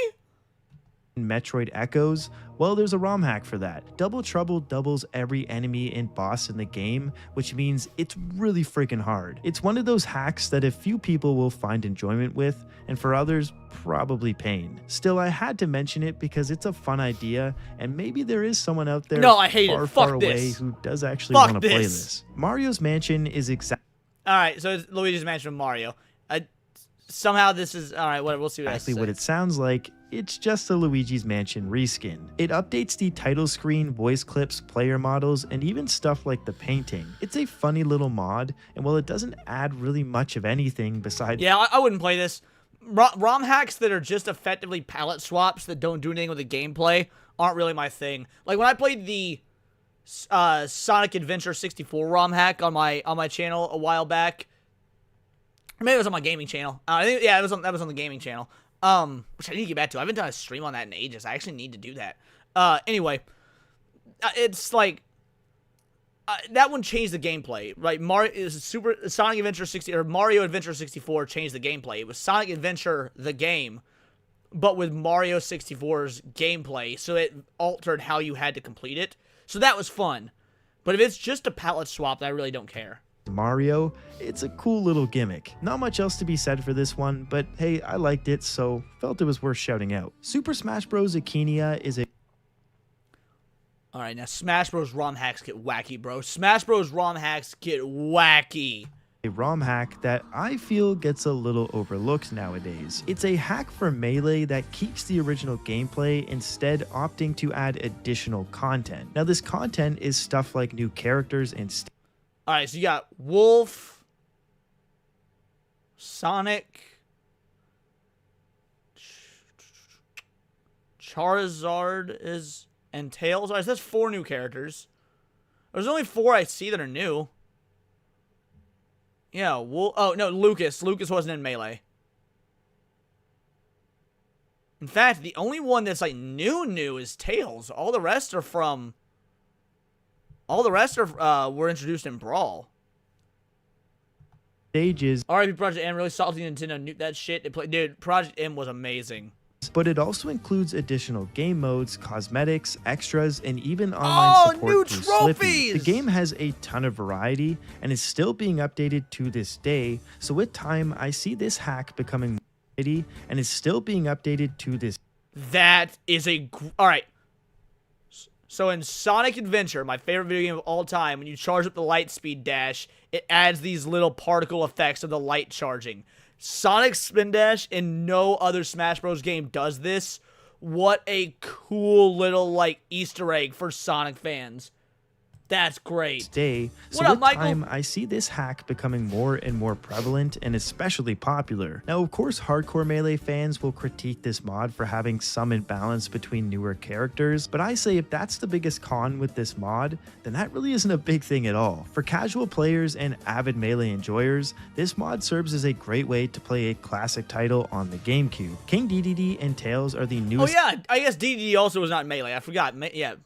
Additions to Akinia right now, with many more to come, so keep an eye on this one, and if you like Smash Bros, definitely check it out. Pikmin 1 Squared is another... I don't know if this is a hot take or not. I don't like these games. I don't like the Pikmin games. Like, Nintendo first-party games are usually fucking awesome. Say what you will about the company themselves, you know, Nintendo sucks, they're anti-consumer. I agree with all that. But first-party Nintendo games are almost always bangers. I never got into Pikmin, dude. I never got into Pikmin. Newish ROM hack that took just over 4 years to create, releasing in 2024. It's one of many Pikmin mods that have been released from these same creators, and from their words, Pikmin 1 Squared is the magnum opus of all Pikmin GameCube mods. This is because the ROM hack recreates Pikmin 1 using the Pikmin 2 engine, while also adding quality of life features. In addition to those massive changes, the hack also adds a randomizer and a brand new storyline. There's also stuff like multiplayer support, which is a big deal, and a nice array of achievements to unlock. It's pretty clear a lot of effort went... That did sell me, though. Like, I'm an achievement junkie, bro. I'm an achievement hunter, right? Like, and if you guys saw me on X today, I was talking about it. Like, I've been going through... Because as it turns out, I didn't have Resident Evil 1 Remake achievement platted on Steam. I've been playing this game since it came out in 2002. I had it platted on the PlayStation 4, but I didn't realize I didn't... What the fuck? Why are you... Alright. That's just stuck there. That's weird. Anyway, I didn't have the achievements platted, and so I was like, oh, so I was like 9 achievements short. So, bitch, why is this stuck here? Hold on, can I refresh this bitch? How do you refresh on...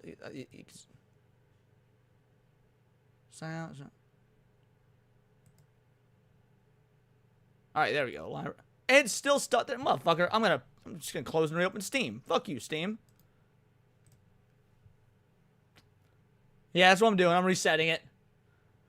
I don't know why that screenshot was stuck there.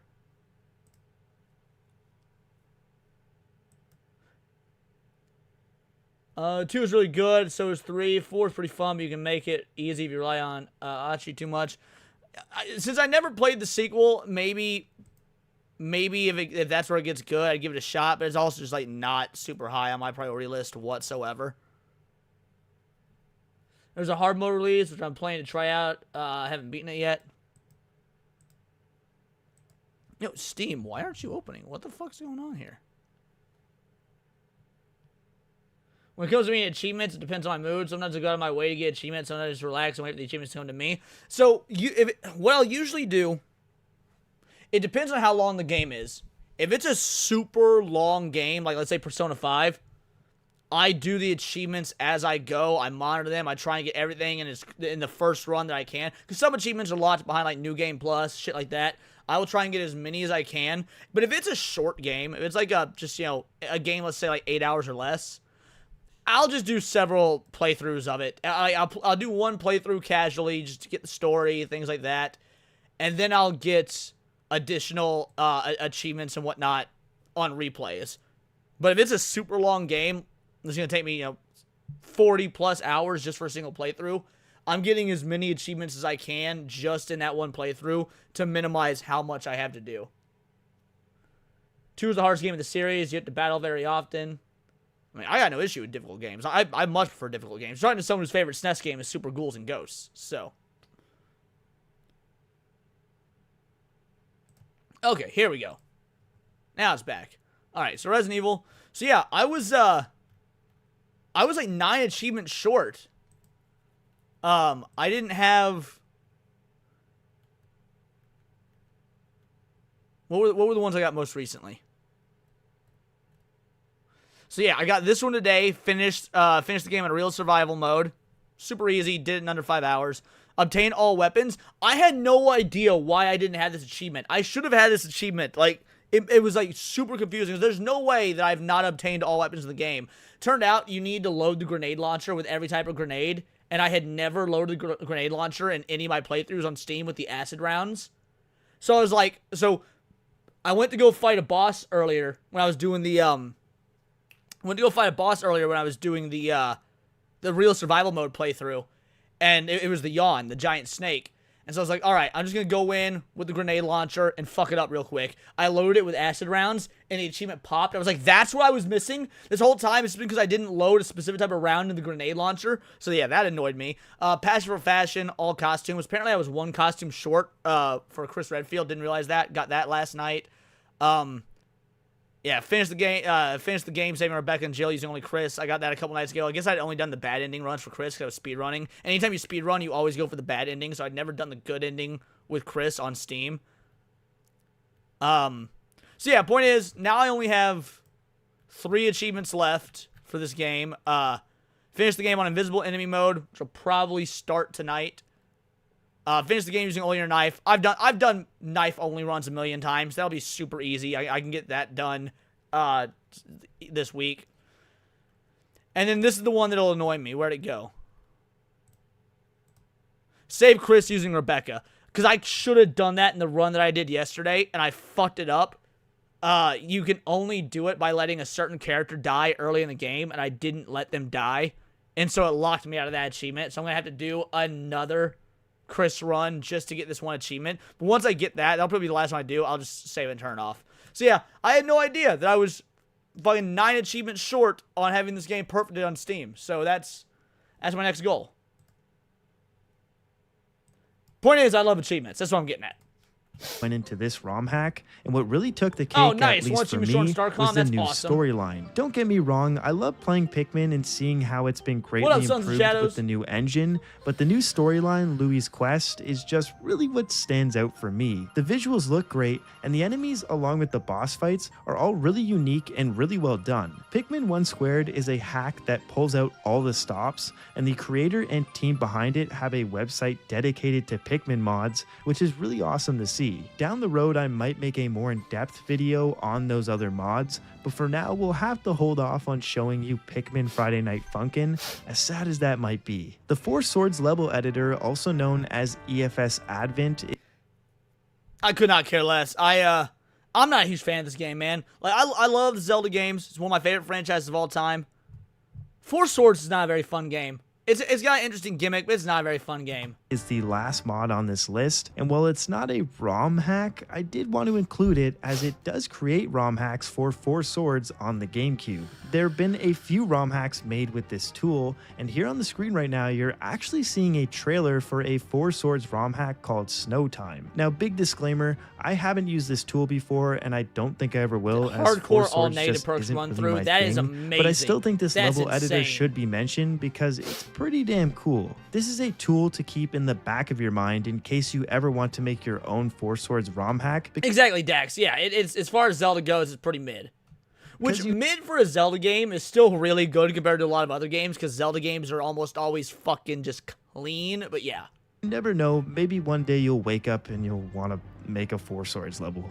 Who knows? And well, that is some of the most notable GameCube ROM hacks released to date. It's always hard to pick out the best ROM hacks to display and show off, as I'm always trying to sprinkle in some less common stuff, but of course, I've probably missed something, so if you have any recommendations or thoughts on the games shown, please do let me know them down in the comments, as I always enjoy reading through your comments and what other people have to say. Also, yeah, that was a great video. That was good. I feel like the video kind of blew its load. It listed so many of the coolest ROM hacks first. And like that was, by the last few, I honestly didn't care too terribly much. But some of those ROM hacks were really cool. The F-Zero hidden game one blew my damn mind. Yeah, there's just a whole ass hidden game inside of F-Zero GX. That is crazy. And then that Mario Eclipse ROM hack was just clean, bro. Clean. But yeah, he should have built up the cooler ones. I completely agree. Yeah, that should have been the ender. Could just make a video. Yeah, a video on the F-Zero one alone would have worked. Alrighty. I'll be back in just a sec. It's getting really fucking warm in my house. I'm gonna go turn on my AC so you guys get a chair stream for a sec, and then we'll continue reacting to shit.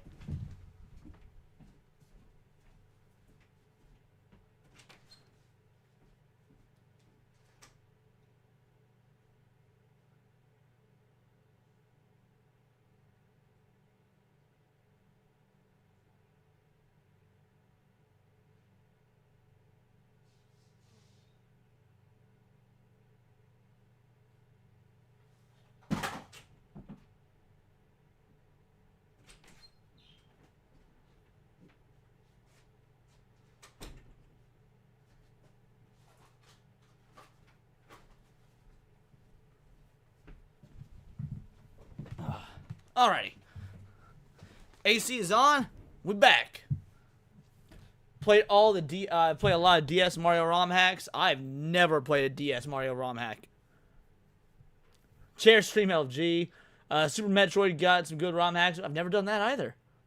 Never done that. There are 500 pills. Each pill gives you 100k, except one random pill kills you. How many are you taking? 3. Maybe 5. Yeah, probably 5. 48C is enough. I mean, what is 48C in Fahrenheit? That's probably close to like 100 degrees. If I would, maybe 110. 48C in Fahrenheit. Oh, 120. Okay, that might be a bit high, but yeah, I like 90 degree. Like I'm good. 90 degrees is my favorite, dude. 90 degrees. So yeah, 32 C's. 32 C is what I prefer. Alrighty. Last guy asked at 499. What a fucking moron. Half-Life Diffusion? Nice.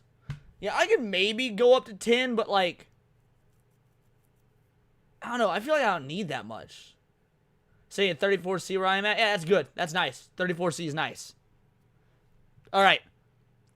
Let's do some more food shit. British high schoolers mind blown by American sandwiches. In all reality, I just want to make fun of British people. Like, I'm gonna be real. I just want to make fun of British people. So let's go. How am I gonna eat this? It's like sea chicken. That's banging. It's marshmallow. With peanut butter. It's got anything, sandwich. First up, an American classic. It's got peanut butter in it, I can see that. Oh, is this And peanut jam. butter jelly? Oh, I've heard of these. I've never tried it. Is jelly just jam? Do Brits not have PB&Js? Wait. Do Brits not have PB&J? That's... How do these people live? You know what? No. I'm actually almost glad that the Muslims are coming in and taking over your country. I mean, yeah, you might have sacrificed some of your 9-year-old girls to the grooming gangs, but at least maybe you'll have some fucking food diversity. No, it's not jam. Jelly and jam are different. All right. A lot of folk don't know this, so I'm not going to judge y'all too much for it. Jelly and jam are different. So jelly, jam, and preserves, actually, specifically. So jelly is just the gelatinous fruit extract. Jam is the gelatinous fruit extract, and it also has shavings and peelings of the skin inside of it. And preserves have actual chunks of the fruit itself. So that's the difference between jelly, jam, and preserves. As far as we Brits can We tell, think so. let us know in the comments. You know, I've actually never tried it. Yeah, neither. Neither of you guys have ever had a PB&J? Never. I don't like peanut butter on it. Neither. I like... Don't let, motherfucker, what do you mean peanut butter on? You would just eat a spoonful of peanut butter and that shit is good, son. Although crunchy. Oh, dude, I don't have words for people to go creamy peanut butter. Creamy peanut butter, that shit weak as fuck. Creamy peanut butter, weak as fuck. You go crunchy. You want the nice chunks of peanuts in there, son. You want that texture. The biscoff spread. That's not the same. There's no nut that makes biscuit. I'm not the biggest fan of peanut butter. I think it'd be frowned upon for your parents to give you this for school. Too unhealthy, innit? Would you give your kids this? Yeah. Yeah, I would. I mean, the most unhealthy part of a PB&J is honestly probably the bread. Like, that's the unhealthy. Peanut butter's good for you. Peanut butter's good for you. Jelly, it depends on how much sugar they've crammed into that shit, so. As well. Give it a taste. I understand why they eat it now. Yeah? That is incredible. It's actually quite good. Bro. These Brits are fucking sad, dude. How y'all never have a peanut butter and jelly sandwich, man? Very thick. Yeah. It's very thick. It's a bit dry. It's really like, sticks to your tongue a bit. I don't like them. It's average. It's a weird contrast. It's like the peanut butter is a bit more bitter than the jam. It's like mixing sweets with chocolate. No. What? What's that fucking mean? It's like mixing sweets with chocolate? What the fuck does that even mean? Yeah, and they boil their meat over there, exactly. Won't choose to eat that. Okay. I just don't understand. I'd rather just have peanut butter or just jam. Mixing the two just doesn't feel right. It's a weird texture. Nah, you guys, yeah, there's a reason that these type of folk are overrunning your country. There's a reason that you are being infested with people like this. Work well with the jam? No. I thought it was going to be horrible. I might have to have this for tea when I get home. Peanut butter makes you really thirsty. Yeah, and then that jam makes it sweet, so then it makes it nice, yeah. Well, the jam releases the saliva. See, and that's the thing. Salty and sweet is a great combo, right? Salty and sweet is a great combo. Now, I was saying earlier, I don't have much of a sweet tooth, like, for really sugary things. But, like, if you get yourself, like, a nice honey ham or something, it works, dude. It's like putting more water into concrete. Yeah. Some good analysis going on. Concrete. It's like a treat sandwich. Talking of treat sandwiches, they've leveled it up. Is that? This is a All right, I've never actually had a fluffernutter. I'm gonna be real. I've never had a fluffernutter because I imagine this would be too sweet. Like, I imagine that the marshmallow would just be too sweet. fluffernutter. What is that? Oh no. Also, maybe I'm just being picky.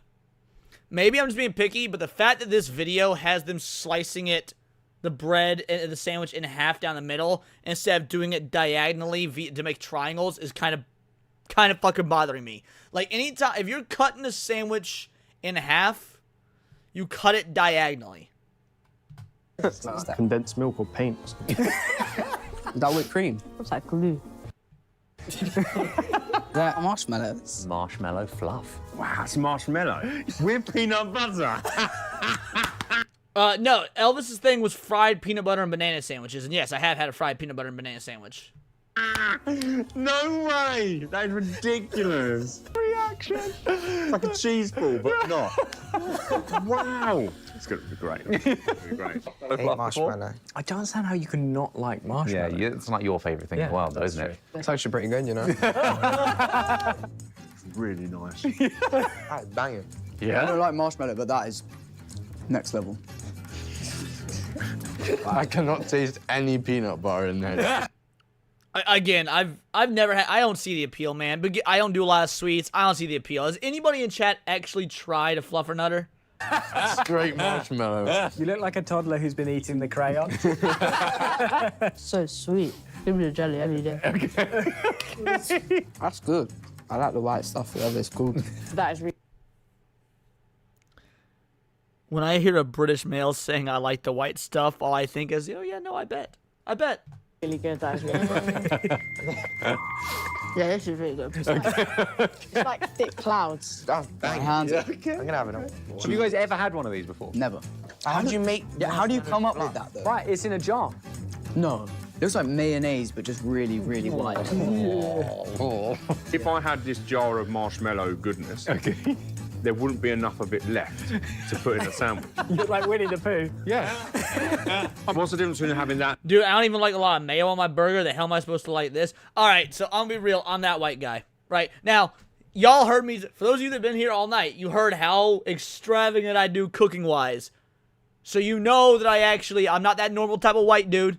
Right? I season my food. I go ham on seasonings. I got whack-ass seasonings in my... Dude, I've got all sorts of Greeks and Jamaican and Caribbean seasonings. That being said, man, I fucking love mayo. I fucking love mayo. I will put mayo... Like, people put ketchup on their burger. Fuck that, dude. Mayo on my burger. Mayo on my burger. Mayo on my fries. Like, yeah, dude. I love mayo. I am a mayo monkey. And like a bowl of ice cream, you would just sit and eat the marshmallow, wouldn't you? Overwhelmingly sweet. No such thing. Yeah. Okay. Really, really nice. Next up is another iconic American sandwich. That looks good. What is this? All right. If this is a Philly, because it looks like a Philly, I'm about to judge really hard depending on what's on it. Let's see. Because there's only one way to make a Philly. And there's, again, I was talking about this earlier. It's my favorite food of all time. I'm going to be real picky about how this is done. It's like chili con carne, kind of. This is the legend. Okay, no. It looks like they did it right. Holy shit. It looks like they did it. All right, because here's the dealio. A lot of people put, like, mushrooms and peppers in their Philly. Fuck you. That's not a Philly. It's not a Philly.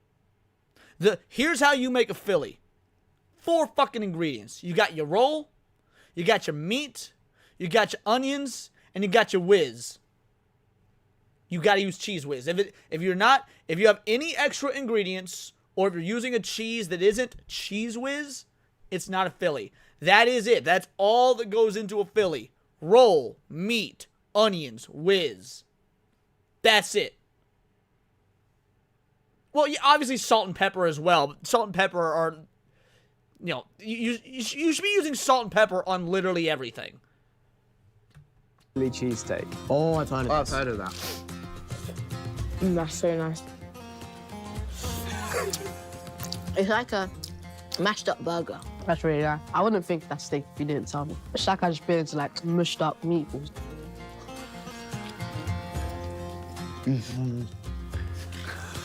All right. The fact that every Brit so far has loved it is giving me a little bit of hope for you guys' people.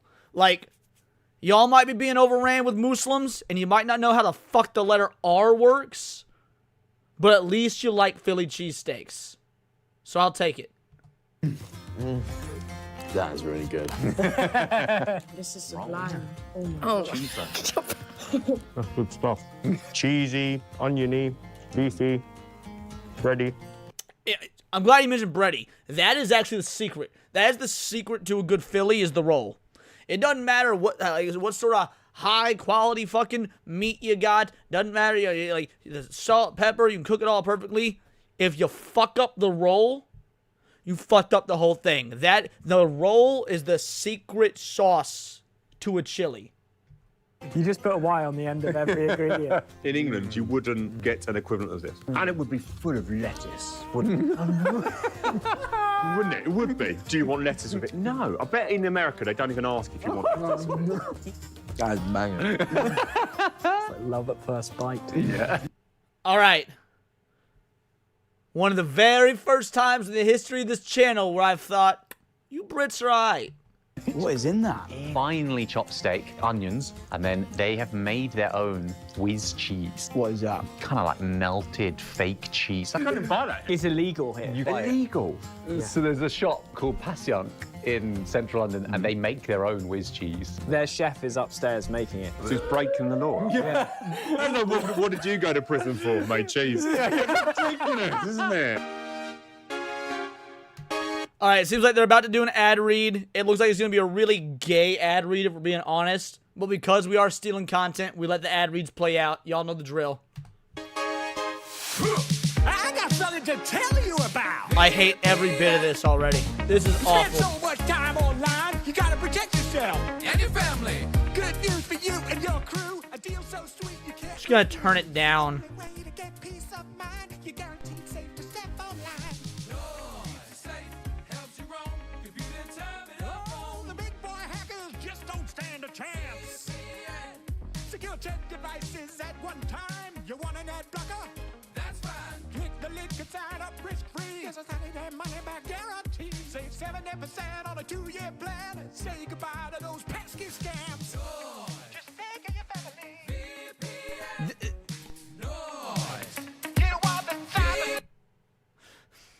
This ad has made me so happy that I use Surfshark as my VPN.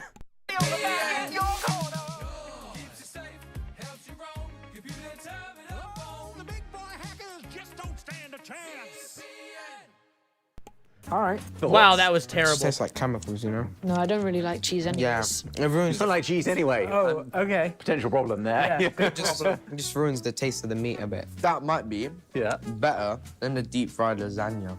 Okay. The fuck is deep fried lasagna? I thought I was pretty educated on grub, but the fuck is deep fried lasagna? Is that the best sandwich you've ever had? By far. Save some for after. Oh, wow. Yeah, that's so good. That's the best thing so far. It's almost like have you heard of those American sandwich called like Slappy Joe's or something like that? I haven't heard of a Slappy Joe. Yeah. I knew a guy in prison called Slappy Joe. Okay. You guys polished that off. I could have like 10 of Okay. like back to back. Next up, hotly anticipated, the Slappy Joe. Y'all want to know the great thing? So I find Sloppy Joes to honestly be a bit overrated. Sloppy Joes aren't that great, but I have a Philly Sloppy Joe recipe. Philly Sloppy Joe, dude, it's banging. Yeah. Have you had a Simpsons? I've never had one, but I'm sure the Simpsons have sloppy Joe. Is this the same thing they use in bolognese? It's like chili. Just a bolognese in a bun. This is very messy. Very messy. I'm not going to pull up my sleeve. You might even say. Half of it's just fell out. It's really hard to eat. Joe is both sloppy and slappy. They're just chili with bread, and I hate to say I'm not a fan. So it's not quite just chili with bread. You do other stuff to it so that it, because chili with bread is already kind of common here. You take, like, a lot of people will take bread and they'll put their chili on it. You have to sort of change up some of the spices and whatnot to make it like a real sloppy Joe, but by and large, yeah. Quick question, do you do gaming? Anybody in the chat want to answer that? That way we stay on topic? I'll just answer it real quick. Depends on what you mean. Can you elaborate on your question before I answer? It's quite like flavorful, the meat. Like, it doesn't taste like your traditional, like... Have I ever had a taco burger? No, but I'm thinking off the top of my head how I would do a taco. Because, like, the only thing I could really think that would be different. So I'm going to guess what this is. So a taco burger, you would use taco seasoned beef, shredded lettuce, tomatoes, shredded cheese, sour cream, and then all that on a bun. You might even add some actual, like, crunched up hard shell tacos into the meat and sour cream and stuff for texture. Basically, taco meat, sausage. No, I would do way more than that. I would do way more than that. That's weak sauce. That's bitch made, dude. If you're gonna call something a taco burger, then you need to actually go full taco. You need, all right, so you got bottom bun, all your taco seasoned beef, lettuce and tomatoes, shredded cheese, and then on the top bun, before you enclose it, you'll mix you'll take a hard taco shell, you'll crunch it up, you'll put it in the sour cream, you'll spread the sour cream on the bun, and then you put it together. That would be like an actual taco burger. Mincemeat, it tastes like flavorful. It's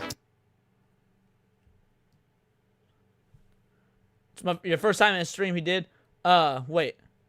Have you heard of the game Ultra Kill? I own Ultra Kill. I haven't played it yet, but I own it. I don't like it. It's really good. I like it. And it's spicy as well, and I like spice. Kind of has spice to it a little bit. You like that? Yeah, I love it. Okay. Oh, that is nice. See where they get the name Sloppy Joe. Half the meat just fell out of it in the first bite. It'd be better if it could keep itself together. A less sloppy Joe. That would be nice. I mean, this is nice, but I just think it's quite tame. A lot more you could add into this. Like, more sloppy. Let's go more sloppy. Wow. It's not sloppy enough.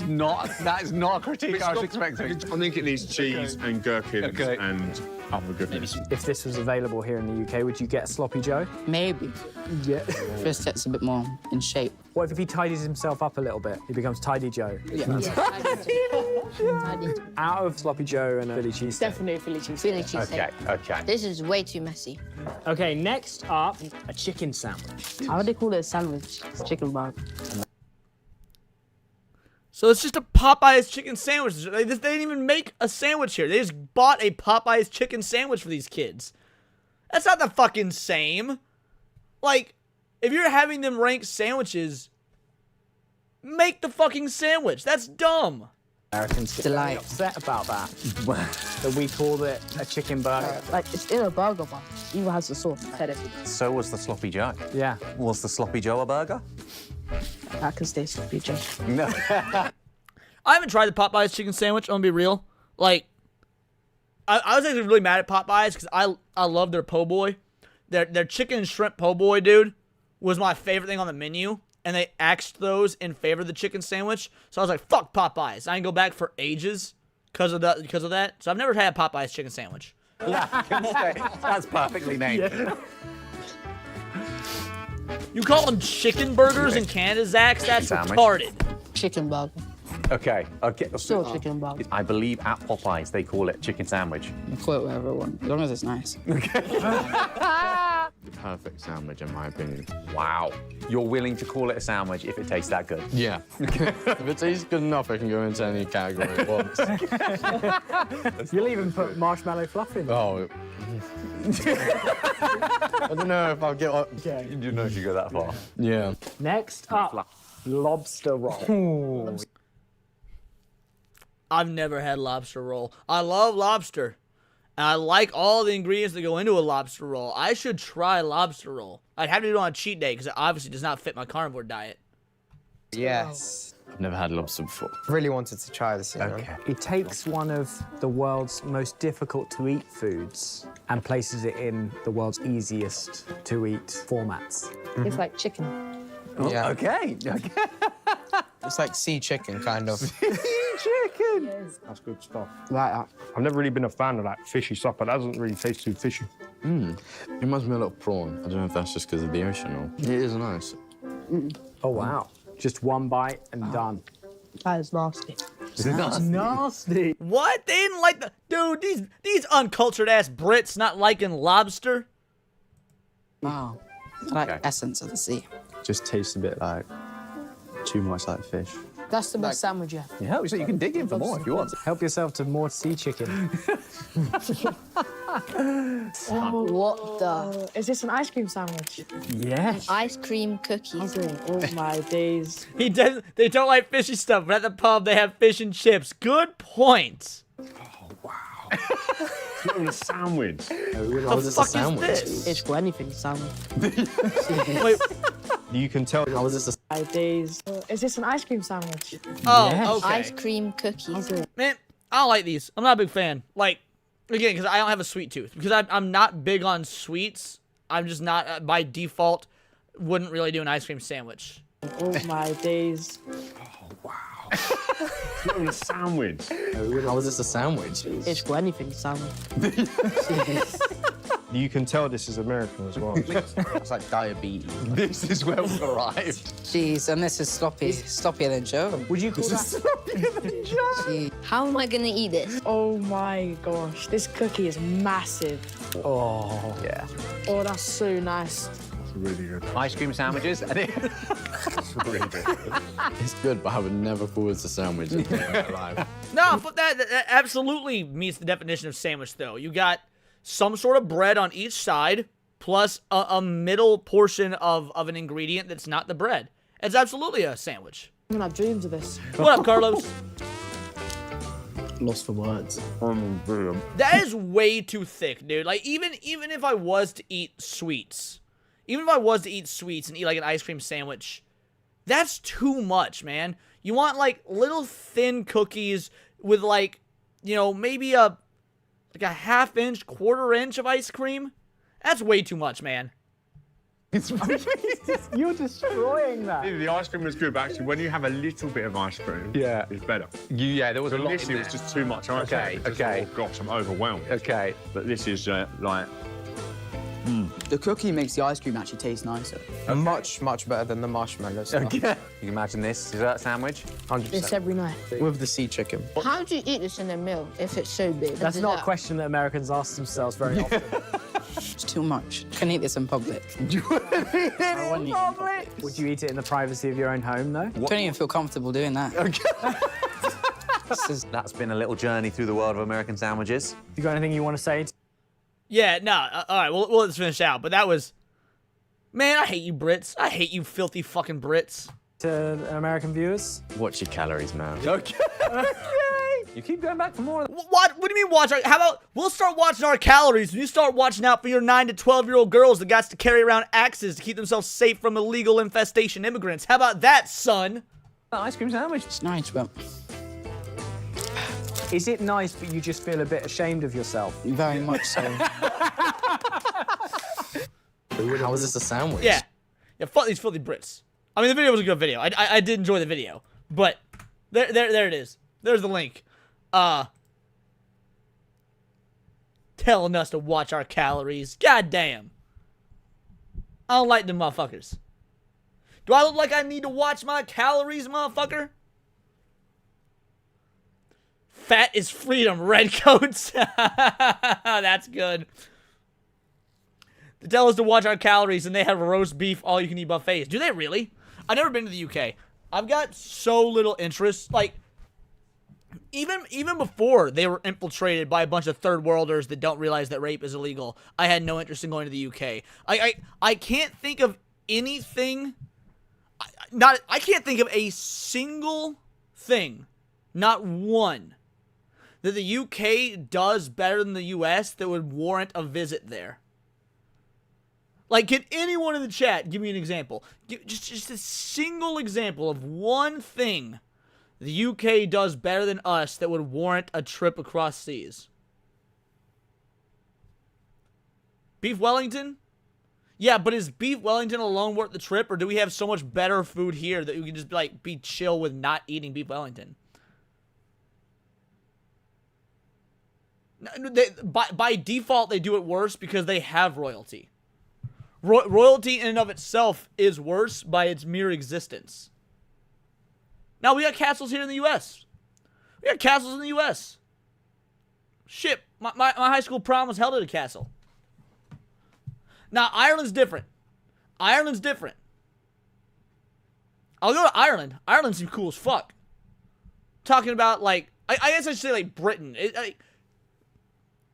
it great? So Great Britain, Ireland, Scotland, and Wales, that's all the UK, right? So how do I just say Great Britain? Cheaper movies in tax terms when making films. Yeah, but are the movies good? Is that worth it? Raves. They have a better club culture. Granted, it would be better to go to... Yeah, I think they don't... Okay. Fokuni, you spelled it wrong. You spelled it wrong. The UK does not have a rave culture. Alright, they've got a bunch of third worlders. They have a rape culture. R-A-P-E, not R-A-V-E. You spelled it wrong. Filthy fucking Brits, man. Alrighty. We gotta talk about this. We gotta talk about this. I love It's a Gundam. I haven't watched the It's a Gundam video in a long time. And today, he dropped a video, assumingly just roasting Pokimane. Just like going fucking ham on Pokimane. Almost 20 minutes of Pokimane roasting. Let's go. This is controversial, but I'm in New York right now. The way you interact with your viewers is oriented to max money, and you low-key had many dudes. The most attractive men. A boy in high school. You mean the way I don't have my sub count on, ignore half my donuts? This is high-quality content creation. He's just a piece of crap. Like a month or two ago, Sargon of Akkad DM'd me and he's like, could you explain to me this Pokimane drama? I'll try. I'll try what? Things went off the rails back in February 13th of 2025 when Pokimane really started to fall off. This was after she gave up her Twitch... Wait. Started... Did she actually start to fall off? Like, I know that we roast her because she's, like, fucking retarded. And everybody with, you know, at least a minimum of 12 brain cells knows she's retarded. But did she even start to fall off with her own audience? Did she see, like, a drop in views and stuff? Contract to being exclusive, so it was no longer sucking her ass, putting her on the front page and making her a face of everything. But like a woman, when she leaves a relationship or marriage, she still thinks she's entitled to the benefits of your existence. I'm gonna touch Serrano! So, of course, Twitch highlights and platforms other people, like Kai Cent and I Show Speed. Pokey falls off. It's hard to stay on top when people aren't actively making sure that you're on the front page and promoting you heavily. It's kind of funny how everyone forgot just how easily she had Leafy completely removed from social media like he was Alex Jones. Silence! Who the fuck is Leafy? Why does that name sound familiar? That name sounds familiar. I guess I don't know near as much Pokimane lore as I thought I did, and that's probably a good thing. Slave! Not to mention VTubers. This doesn't sit well with the pokester. So she comes out and lets everybody know that streaming is more male-dominated now with the... Good. Because women, by and large, aren't entertaining. There's exceptions to the rule, like my girl Cinevere. Most female streamers kind of fucking suck, though. Eyes of you-know-who. All right, this doesn't go well for her. Everybody's like, this bitch is lame, she's whack, all she does is sit and stare at the chat. You watch her eat some rice, then maybe you catch a glimpse of her feet or her ass. Like, that's the payoff, I guess. I don't know. All I do know is the day I made fun of her was the biggest mistake I ever made. I literally just said Cinevere. I said the name Cinevere. What do you mean, nah, Cinevere too? Oh, you're saying, I get what you're saying now. Of my life. But that was back then. Now she don't have that juice. So she also goes to her brother's wedding. This is back in September 2025. For some reason, she takes a picture of her ass. Delightful. It's woman logic. Don't bother trying to understand them. The only thing you need to know is, you want to change a woman's mind, you give her what she wants. And women don't grow up, they grow old. This is all true. All true. Women suck. I'm amazed of his genius. We roll. Shu isn't a streamer. Shu doesn't count. She's not a streamer. She's a YouTuber. Shu doesn't stream. Doesn't count. Into November, a very landmark month for the Pokester of 2025. She decides to call out an alleged gooner who was trying to meet up with her through DMs, but she never really bothered with the guy or paid him attention. He gets engaged, and all of a sudden she finds an issue with it and has to make a video. What? So some dude was simping for her because, you know, simps aren't real people. Don't deserve human rights. They're even worse than the women themselves. So dude is simping for her. Sends her God knows how much money, how much attention, all this. She doesn't give him any of that attention because, you know, ho. And then he stops simping, gets engaged, and she's the victim? She's upset. Dude, women are fucking retarded. Where's the logic here? There isn't any, because she's a woman. Tell me why this guy has been DMing me for months, trying to link up, responding to my outfit pics, etc. And he just announced his engagement on Instagram. And it pisses me off because it's in that gray area of like, I don't think that this warrants messaging the girl and being like, hey girl, but also it's odd. Then again, maybe they're in an open relationship. I don't freaking know.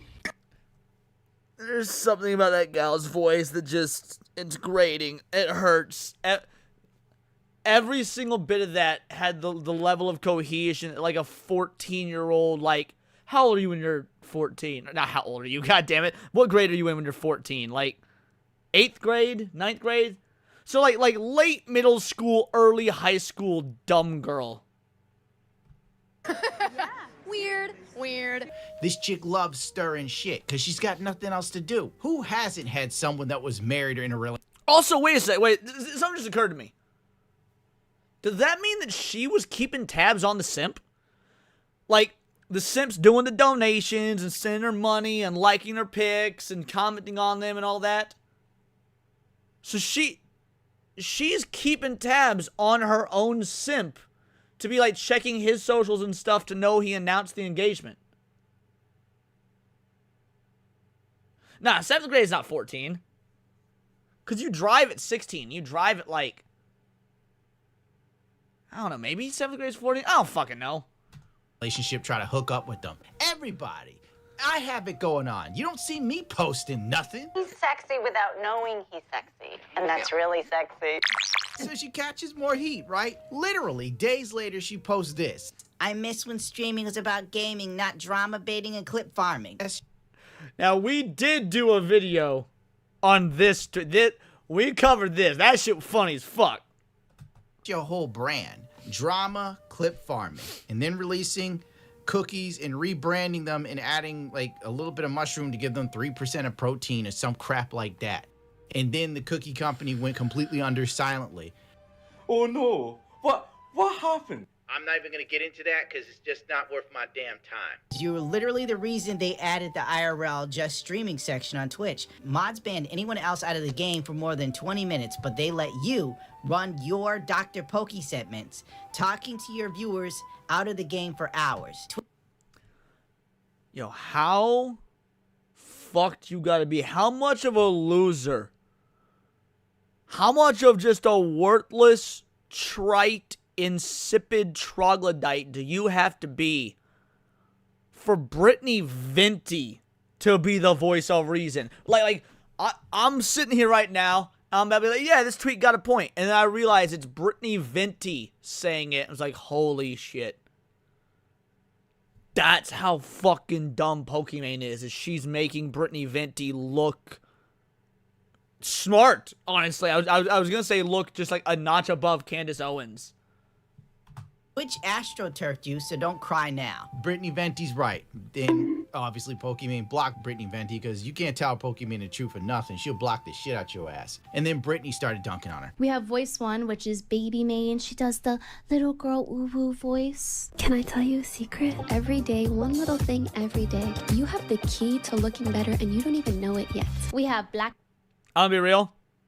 Brittany Venti just as fucking dumb. Brittany Venti is just as dumb, just as annoying, just as much of an e-thought, but in a different way. Like, yeah, she's not out there trying to, like, take pictures of her ass and whatnot, but she's doing just all of the most basic bitch for the chud outrage farming. It's sad. She has no real sense of humor outside of let's be as extreme as possible and then say I can get away with it because of the race card and say I'm doing it for the culture war, you know, standing with the chuds, things like that. She's just not funny, dude. She's just not funny. Pokimane for her damn self. For my damn self. And we have Pokey Chungus, where she's like, derp derp. You're thinking about how much money you'd make on OnlyFans.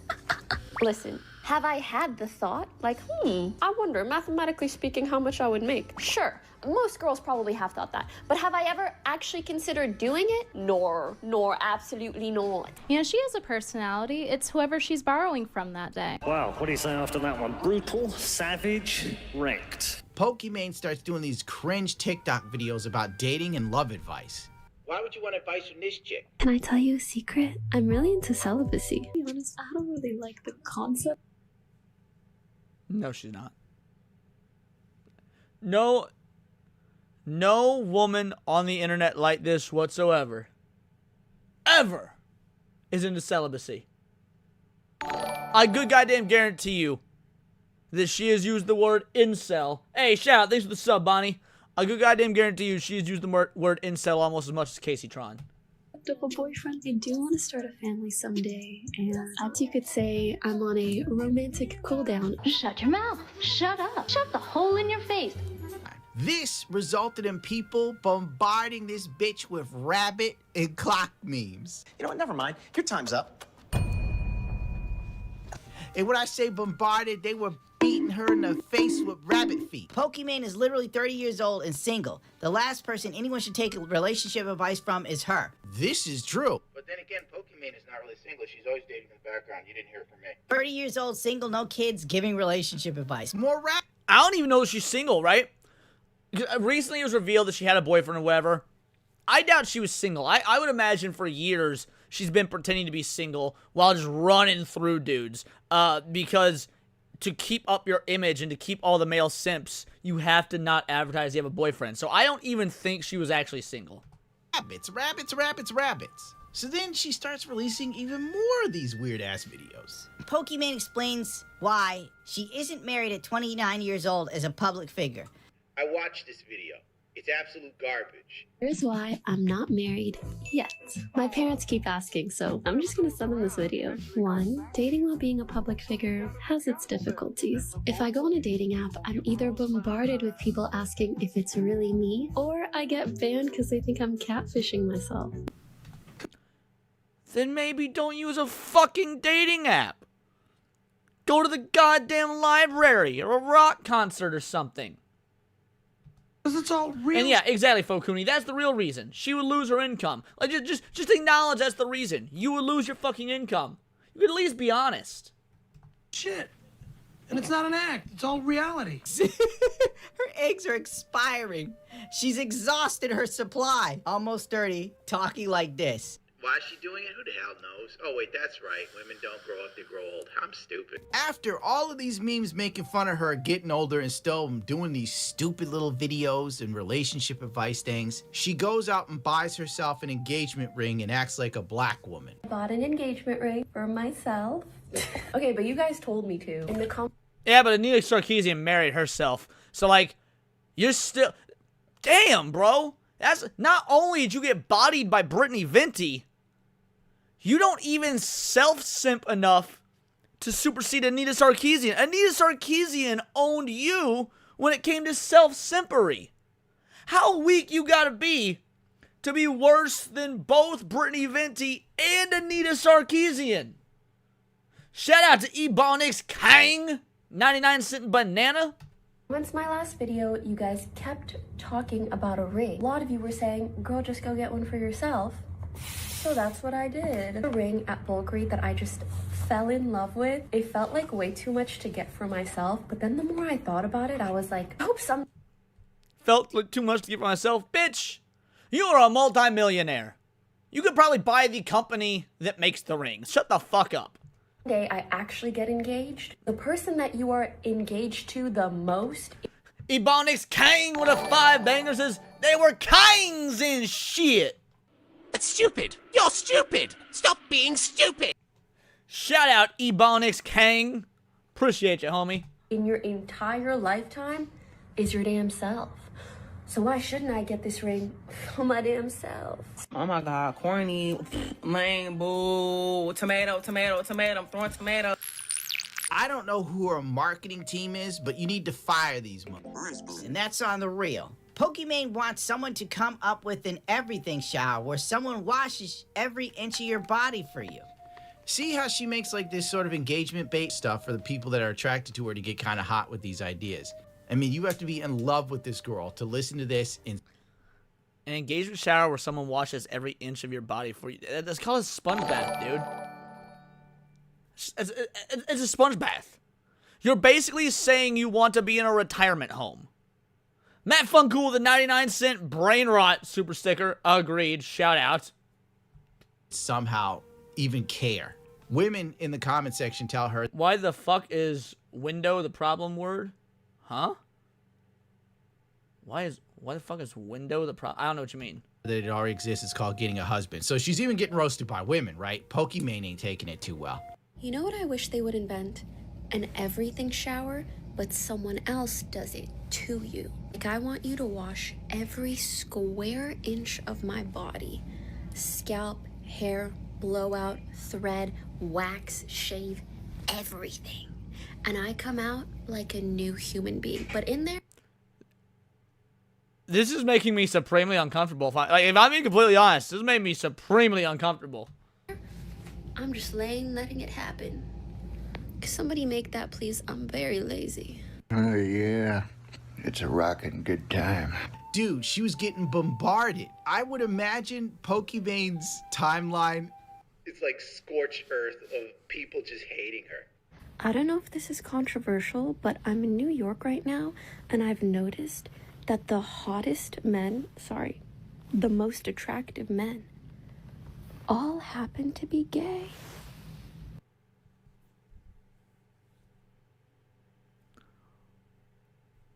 Why did she change from hottest to most attractive? Also, that stereotype's been around for like 40 fucking years.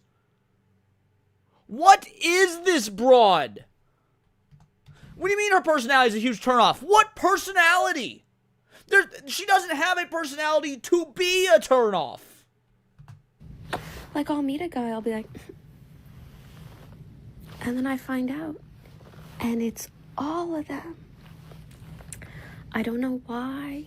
And of course, this is met with somebody showing how chopped she is without makeup. No fucking way. Is that really her without makeup? I would think that's got to be like somewhat also like filtered and stuff. Is that legitimately what she looks like without makeup? That's fucking rough, dude. Like it's not rough. Let me be real. She's average, right? This is average. Most women that look like this are considered average. It's not like she's ugly. I'm trying to be objective. But when you portray yourself as if you're always the other thing, bro, does this look bad? More rabbit means, but it doesn't stop. This broad just keeps on going, dude. Pokimane reveals she's celibate to avoid becoming attached to the wrong person, preserves her energy to focus on herself and reduce stress, liability, and the risk of anything unwanted. Can I tell you a secret? I'm really into celibacy. This is the biggest piece of bullshit I've seen since the Epstein files dropped and nobody went to jail. We all know Pokimane boning, all right? Let's be real here. This reminds me of like chicks that don't. Carlos Batista for a 2-banger. The wall is undefeatable. Stop trying to fight it. You know what defeats the wall? The dark side of the moon. Haha, Pink Floyd reference, even though it doesn't actually work, because the wall is, in fact, a better album than Dark Side of the Moon. But no, shout out. Thanks for the 2-banger, homie. Have sex, even for and the wall might be undefeatable. But there are some ethnic groups that have a better fighting chance. Dude, Asians can, like, fight that fucking wall with There's a reason that Asians know, like, kung fu and ninjutsu and shit. Asians can fight that wall till they're, like, 60. White bitches, it's between, like, 21 and, if you're lucky, 42.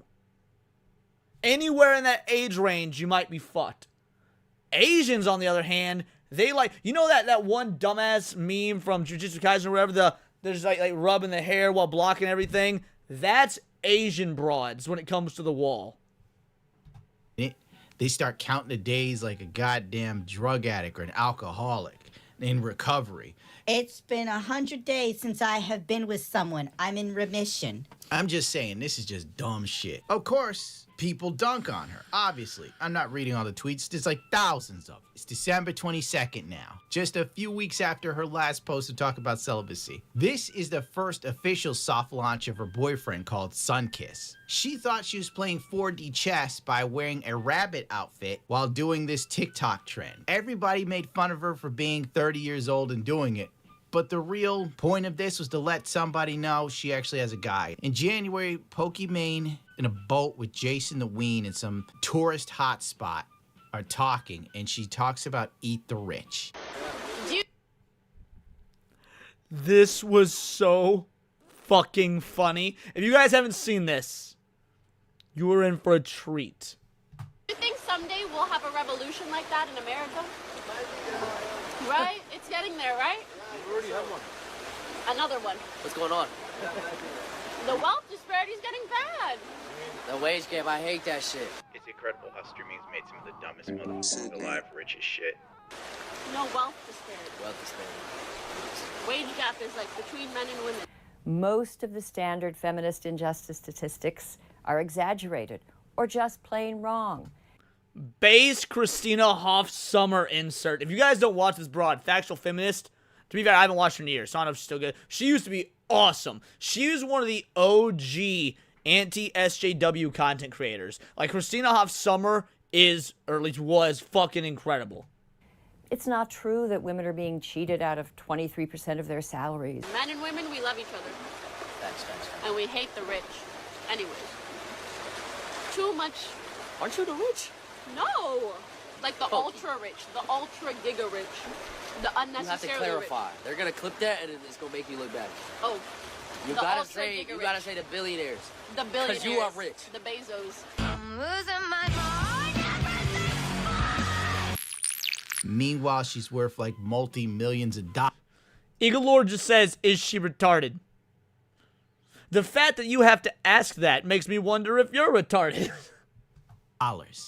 Obviously, the internet dunks on it. Criticizing capitalism after selling $28 cookies, having a little boo-boo dangling from her mic, and creating videos on TikTok showing off luxury items like bags and makeup. Really, Pokimane? Damn, bitch. She's going to the Gucci store buying bags. Oh my god. This chick has no self-awareness.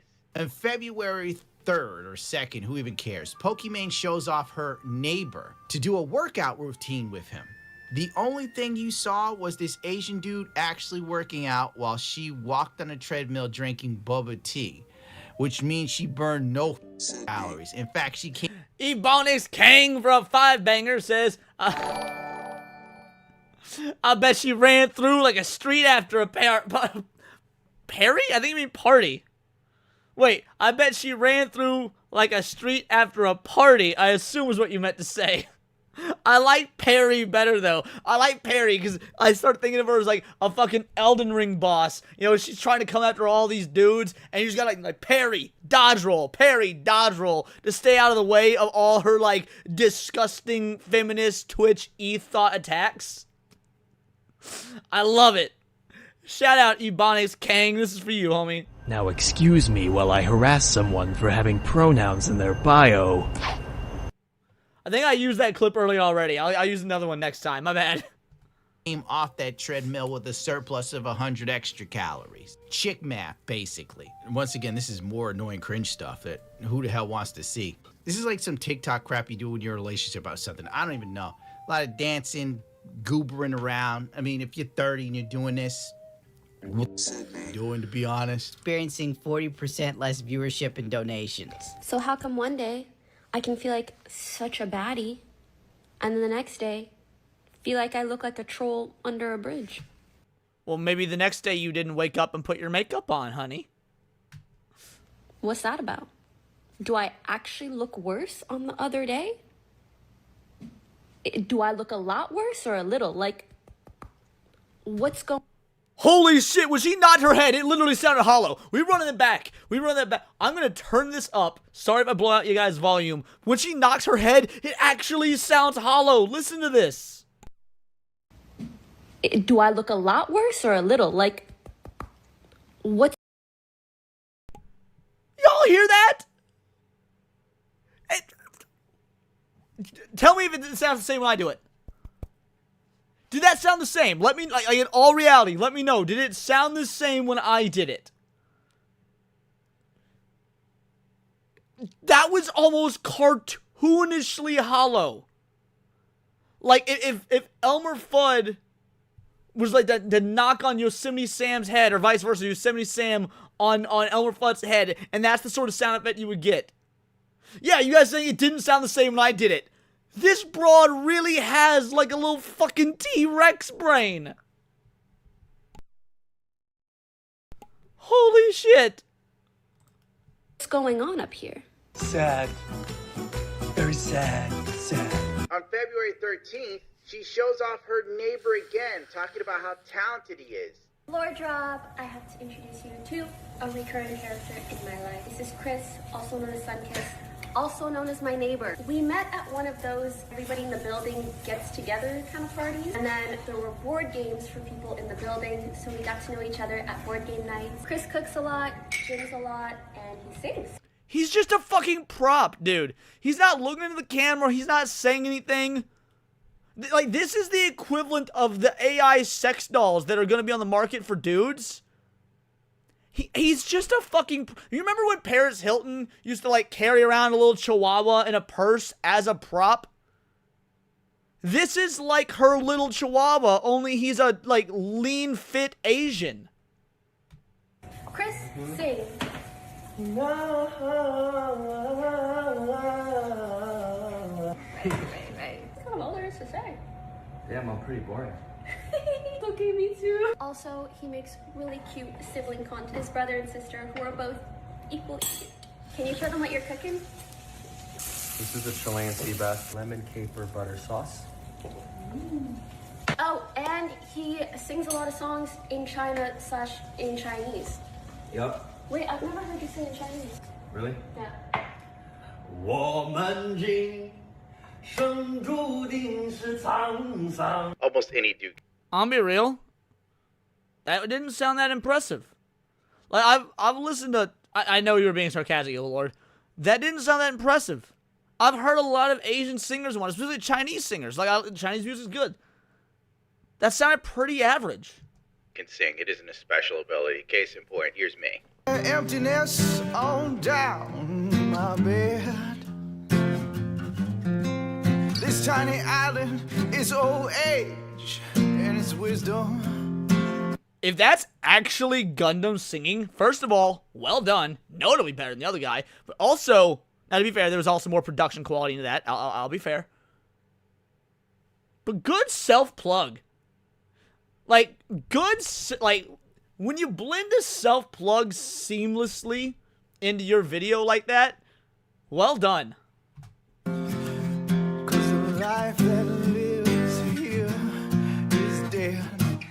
Okay, I didn't know he was a singer. Thanks everyone in chat for clearing that up. Please stop him.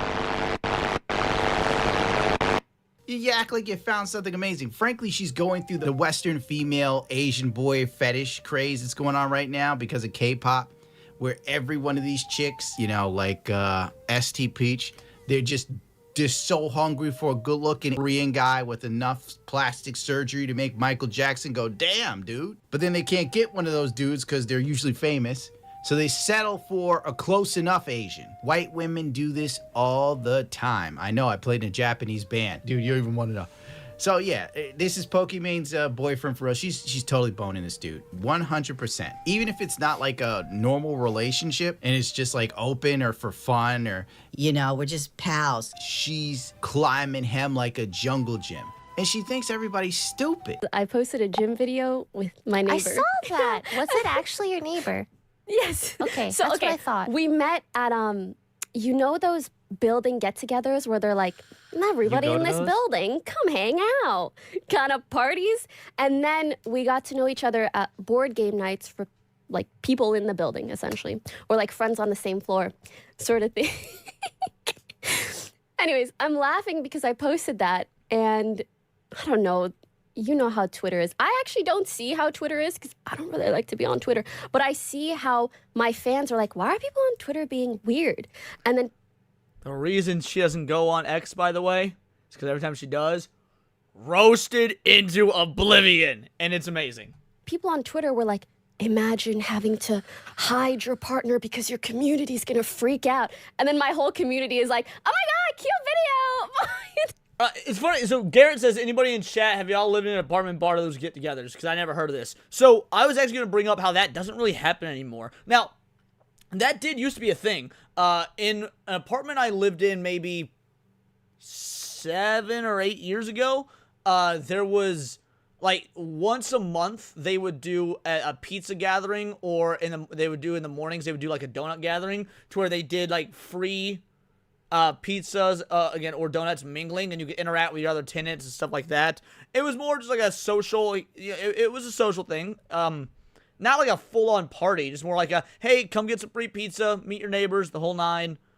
And like I said, they do it like once a month. We do it all the time. I live in an apartment in LA. Okay.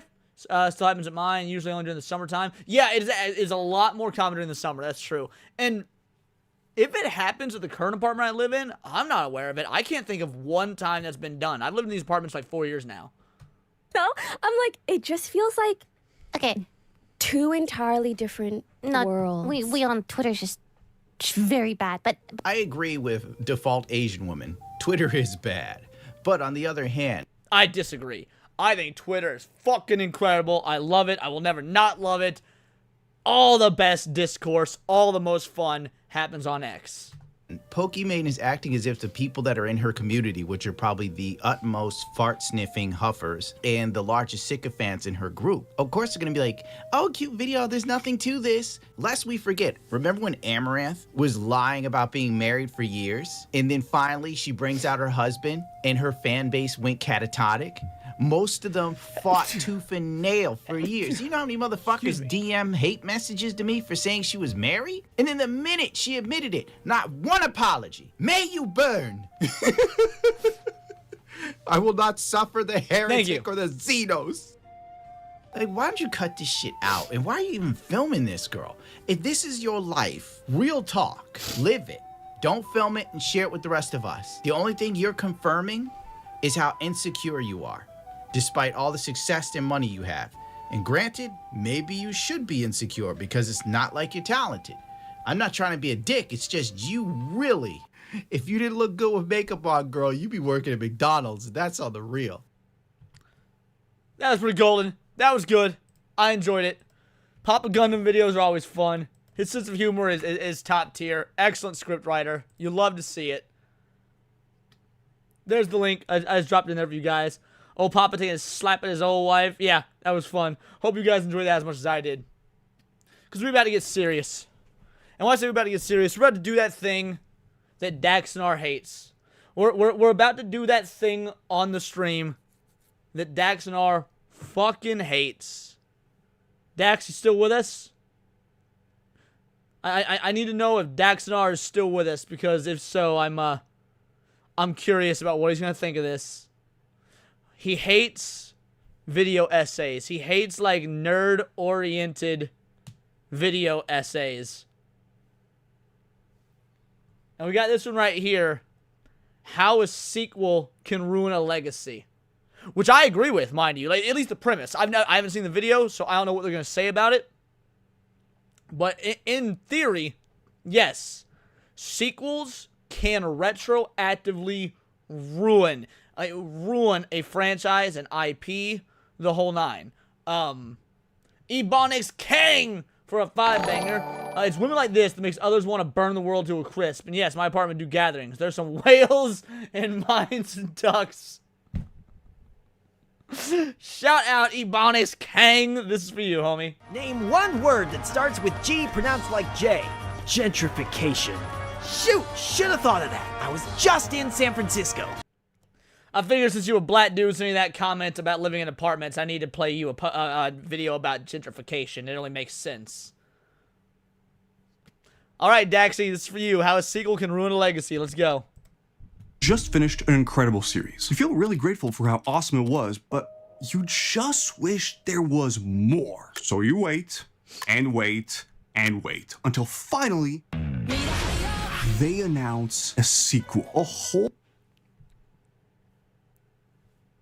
I love that it opened up with Boruto. I know we're going to talk a lot of shit, Dax is, because it's also like Dragon Ball and stuff like that, but it opened up with Boruto. Let's go. Whole new story and another chance to see your favorite world again. You're hoping that it'll recapture the magic or maybe even surpass the original. The first chapter or episode comes out, but something feels off. So you keep going, waiting for that moment where everything clicks and it feels like the show you fell in love with. But that moment never happens. Instead, you slowly start to realize that this is trash. And now, not only do you have to realize and live with the fact that it's trash, but there's going to be an influx of newbies that wasn't there for original thing, and they're going to tell you that it's peak and that's amazing, and then when you eventually do a video about how much is awesome, they're going to brigade you, and they're going to find out your address, and they're going to dox you, and they're going to piss on your brother's grave, and then they're going to swat you, and then eventually it's going to come out that your girlfriend's been cheating on you, and then you're going to attempt to off yourself. In other words, the Chibi Reviews story.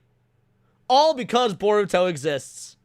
The masterpiece you knew feels different, and you're wondering if the story would have been better if they just left it alone. If you're a fan of anime, or manga, or anything else, you know exactly how much this sucks. But what's the difference between the sequels that actually make a franchise better and the ones that make it way, way worse? When it comes to sequels, there's pretty much no better place to start than with Yu-Gi-Oh! Because it had a lot of them. Yu-Gi-Oh! Was originally about this shy kid called Yugi, who had this ancient necklace that allowed him to turn into some mysterious pharaoh whenever he played cards. You know, basic stuff. The series focused on cool monsters, strategy, discovering the story of an ancient civilization. And even though it was just about cards, it got kind of intense. Plus, it had one of the most banging intro songs of all time. I stand by that statement. When the series was over, it was already considered an absolute classic. But because the anime was attached to a real-life card game, they decided to create sequels. Now, I've never seen anything past the OG Yu-Gi-Oh! Like, if I'm being 100% honest, I've never seen anything past the OG Yu-Gi-Oh! I've actually heard that several of the sequels are good.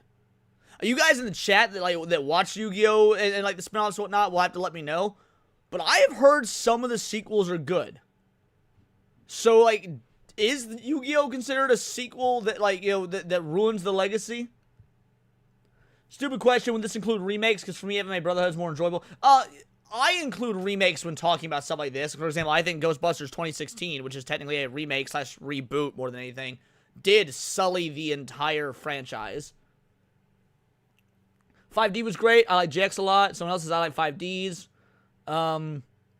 Should I get to read the manga? I like the Yu-Gi-Oh! Sequel. So yeah, A lot of people are saying the sequels are good. So I don't know if maybe this is a good example, because it seems like we've got some pretty decent consensus in the chat that at least some of the sequels are really good. Lot of sequels. Each one had a new main character, a new setting, new game rules. We started with Yu-Gi-Oh! GX first. It was set a few years after the original. People liked it, but generally fans agree that it was kind of meh. But after that, we got another sequel, Yu-Gi-Oh! 5Ds. So this story was set decades later in this futuristic city with one of the most iconic protagonists of the entire series, Yusei Fudo, combined with the most bizarre elements you could think of: card duels on motorcycles. It was when What? That's what Yu-Gi-Oh! 5Ds is about? Card battles on motorcycles? That's pretty fucking hype, I ain't gonna lie. That does sound pretty fucking hype. cooler than it sounds, okay? 5Ds is often called the absolute best Yu-Gi-Oh! Series, including the original. People loved it for its mature storyline, high stakes, some of the best art. What do you mean I didn't know? I've never, like I said, I've only ever seen the OG Yu-Gi-Oh! I've never even attempted to watch anything after that. I know nothing about anything after that. Yu-Gi-Oh! Is never one of my favorite anime anyway. I like it. Don't think it is me dogging it. I like Yu-Gi-Oh! But it wasn't one that I would just want to keep coming back to. I watched a lot of other shit. So I had no idea that that was the concept behind 5Ds. None whatsoever. Arcs in the franchise, and the fact that the characters are not idiots. But then we got hit with Yu-Gi-Oh! Zexal, and that's when things started getting a bit weird. People still really loved the sequel, but you could tell something about Yu-Gi-Oh! Was changing. And after that, we got a bunch of sequels. Arc V, V-Rains, Sevens, Go Rush, and each one. I've not heard of any of those. I think I maybe heard of Zexal. I haven't heard of any of those other names he just listed. I did not know those even existed. Of these had their own protagonists and new mechanics that changed the entire game. The core idea never really deviates too much, but everything else does. The tone, the style, who they're trying to make the show for. The truth is that those sequels were kind of all over the place. Most people will agree that 5Ds and Zexal are great, but when it comes to all the other ones, there's love, there's hate, but mostly fans think that they're okay. On one hand, constantly pumping out new series kept Yu-Gi-Oh! Relevant and directly helped sell more cards. Each new show brought new ways of playing and made sure it stayed one of the longest running anime of all time. Yu-Gi-Oh!'s legacy is still really strong when you think of the entire franchise, but creatively, it definitely feels like the series reached its peak quite a long time ago. Now, are there any Yu-Gi-Oh! Pro tags that are as iconic as Yugi himself? Does Yugi ever even show up in any of the others?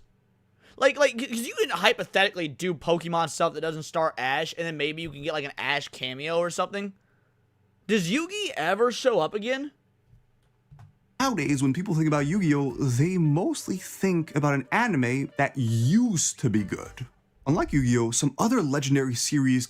Yeah, I know there's a movie. I actually saw the movie in theaters. The like Yu-Gi-Oh! The movie, the one that stars Yugi and stuff, where he's got like the Egyptian god cards, and yeah, I saw that in theaters. Yugi shows up in GX. Okay, so he shows up in like the immediate sequel. Okay. He cameos. Okay. Can be way more lucky with their sequels. When I was a kid, you were either a Pokemon kid or a Yu-Gi-Oh! Kid, or both of you were rich. Well, no. Okay, this guy must be a bit younger, because when I grew up, you were either a Pokemon kid or a Digimon kid. Yu-Gi-Oh! Came after. This thing is one of the most iconic pieces of culture ever. You could be a child, an adult, a dog. You know it was a banger. For over 25 freaking years, we followed this kid called Ash Ketchum, even though for some weird reason it was called Sasha in French. Anyway, this dude and his electric rat. Why the French gotta make everything gayer? Everything, dude. Name me one thing that the French have made straighter. You fucking can't, bro. Pikachu just traveled. GoBots and Transformers, easy choice. I don't remember GoBots all too well. I remember Metabots, though. Metabots was sick as fuck. From region to region, doing literally the same stuff over and over. Beating people up to get these badges, escaping a team of criminals who try to steal their stuff, and making friends with literally every human they came across. The show was comforting, beautiful in its simplicity, and it also made an absolute Wait. French. Oh, dude, I had a massive Beyblade connection. Not only did I love the anime Beyblade, me and my brother actually collected Beyblades. We had the arena thing. We would fight the whole nine. We love Beyblades. What is French Star Me, and why do I feel like I should YouTube this?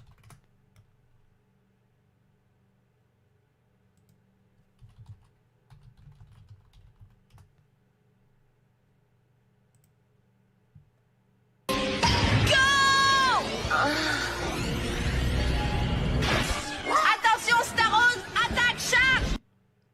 Wait, was it the Star Me that just moaned?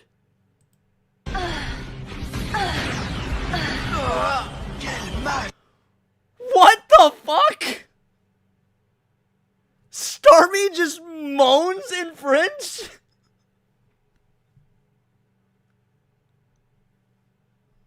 What the fuck? Starose, attaque, écume! Je veux gagner ce combat, alors je vais commencer avec un Pokémon fiable. J'arrive! And Staryu sounds like a dude! This is awesome! Je suis fan de Starry! Je comprends,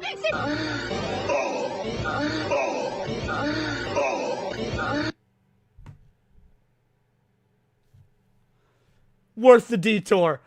Worth the detour. Holy shit, that was great. Thank you, whoever in chat said French Starmie. Obscene amount of money selling cards and video games to people. Let's go. For generations of fans, Ash was the face of Pokemon. This was a character who somehow managed to stay 10 years old for 2.5 decades while the audience grew up. And after 25 years of this madness, he finally became world champion. The journey was over. But we still have to sell cards and video games, huh? Well, you're absolutely right. So they decided to create a sequel, Pokemon Horizons. The first big difference between the original... I have not heard a single Pokemon fan at all talk about this series. I don't mean talk positively about it. I mean talk about it. Dude, there's a lot of Pokemon fanboys all over the internet. It's the #1 selling IP in the history of ever for a reason. I have never once heard anyone even mention this. I know it exists, but I've never heard it talked about. Pokemon and Horizons was that it ditched Ash for a new main character called Liko. On top of that, they completely changed the format from the usual travel around collecting gym badges to this big adventure focused on solving an ancient mystery. The show put way more emphasis on character development and storytelling instead of the regular gym battles and tournaments we were used to. That sounds awful. Why would you watch this? Like, this does not sound like what anybody would want from Pokemon.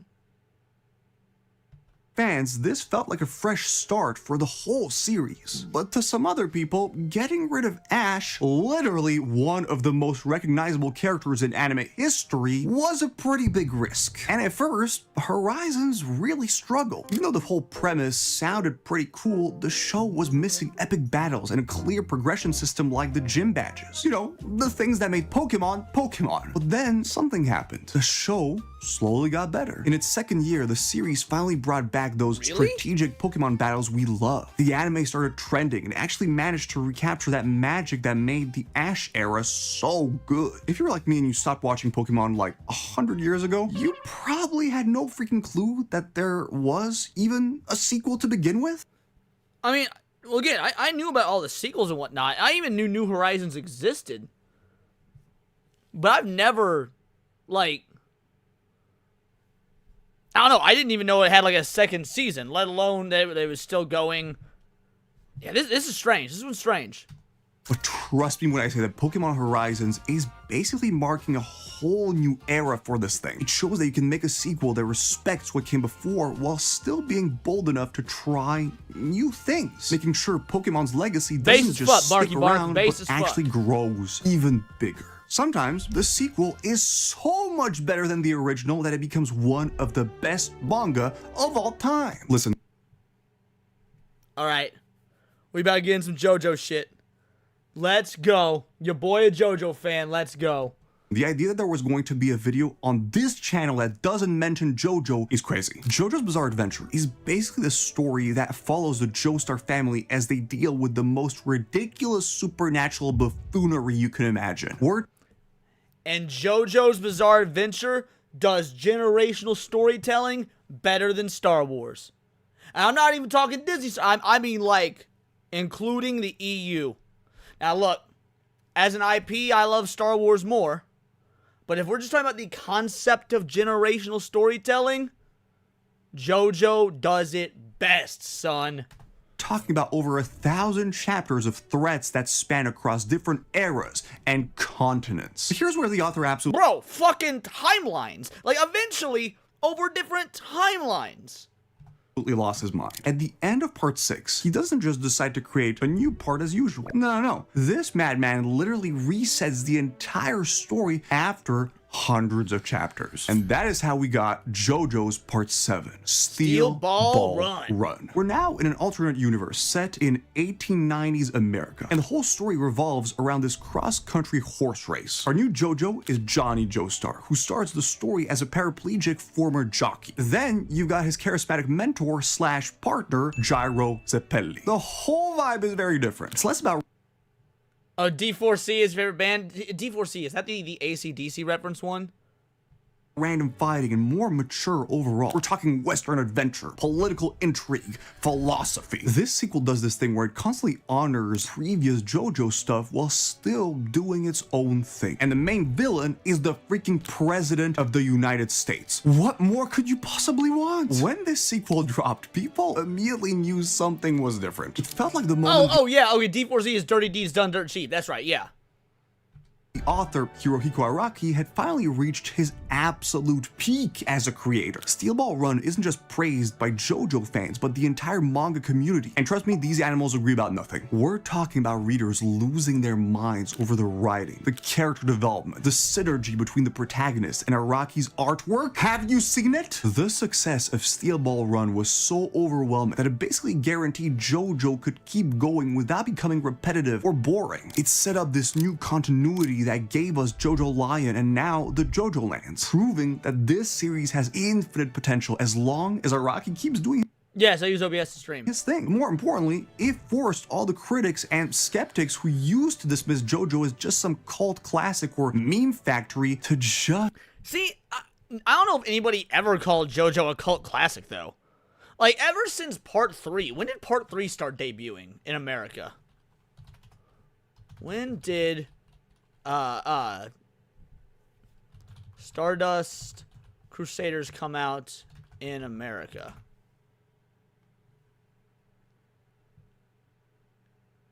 Oh shit! It aired on my birthday. Cool.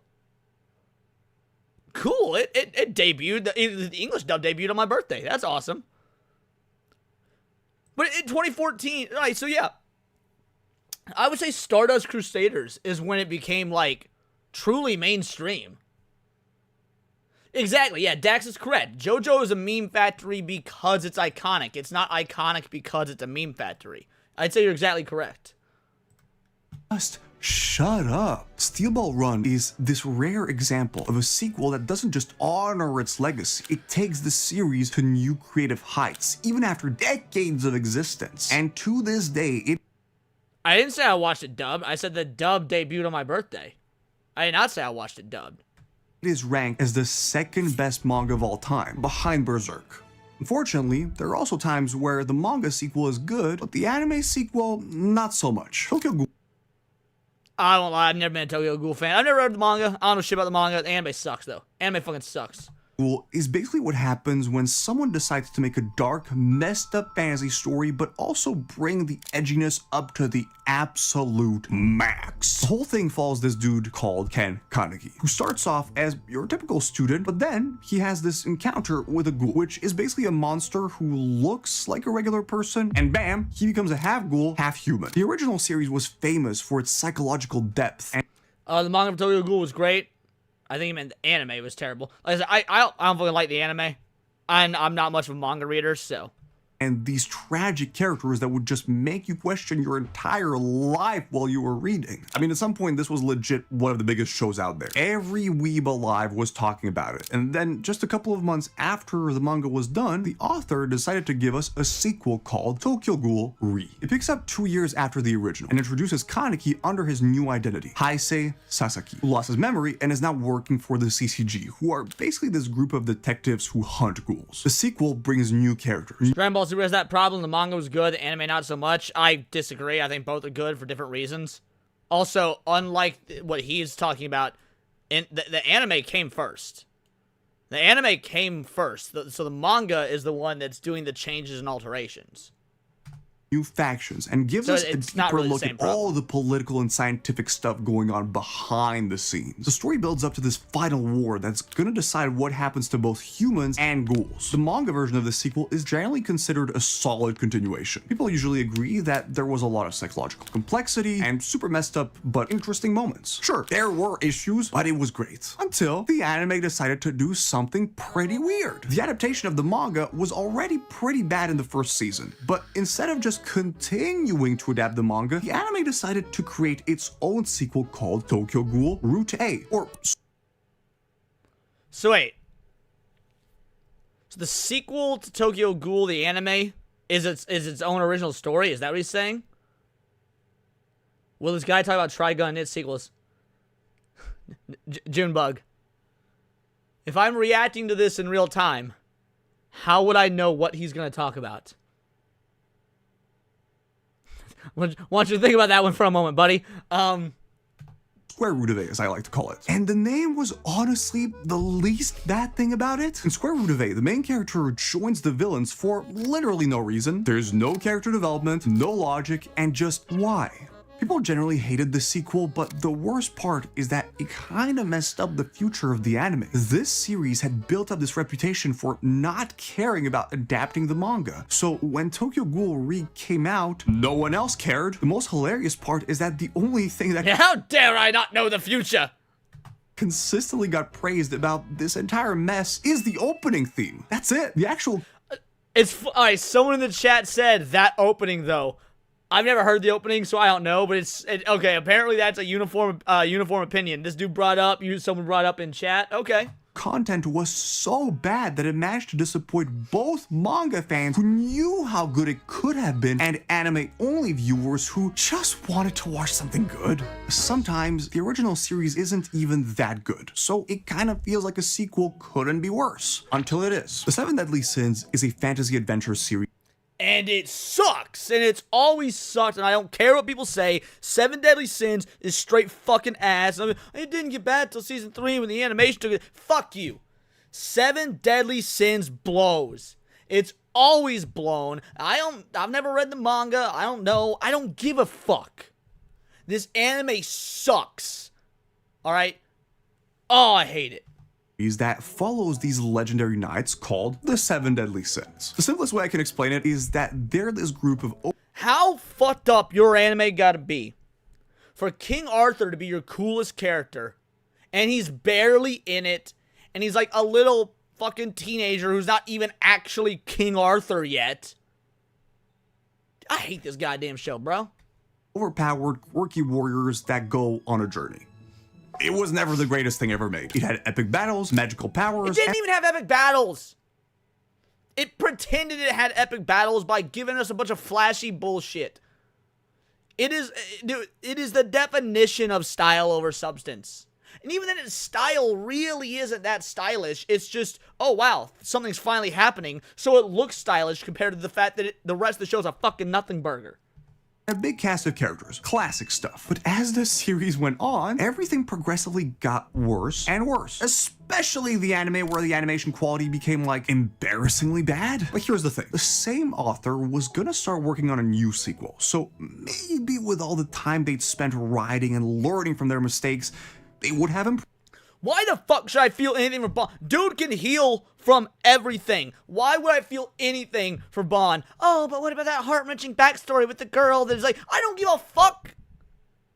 Dude was literally just a Shadow the Hedgehog clone, edgy for the sake of being edgy, and then we give him a sad backstory so you can feel shit for him, but I didn't feel a goddamn thing because I don't care about the character. You can't make me care about the character like halfway through the second or third season or what the fuck ever, after I've already spent like 50 fucking episodes thinking he's a douche canoe. Fuck Bomb, bro. Proved. Maybe there was still a chance to turn it into something really cool. Four Knights of the Apocalypse takes place years after the Seven Deadly Sins. The author decided to introduce a new group of heroes, and the whole story focuses on this kid called Percival. He finds out that he's one of the 4 people who are destined to destroy the world. So he goes on a journey, and along the way, he meets a bunch of people who have their own mysterious connection to this prophecy. When this thing dropped, people were kind of confused. On one hand, it actually had Daxnar. In essence, they are exactly alike. They're the edgy boy to contrast your squeaky clean hero, which, to be fair, I mean, it's not like Meliodas is squeaky clean, he's perfect stuff. But the point is, it's the edgy, cool guy with the mysterious past that's super overpowered, and then you find out he got some dark, depressing backstory, and that's why he is the way he is. As a template, they're exactly the fucking same.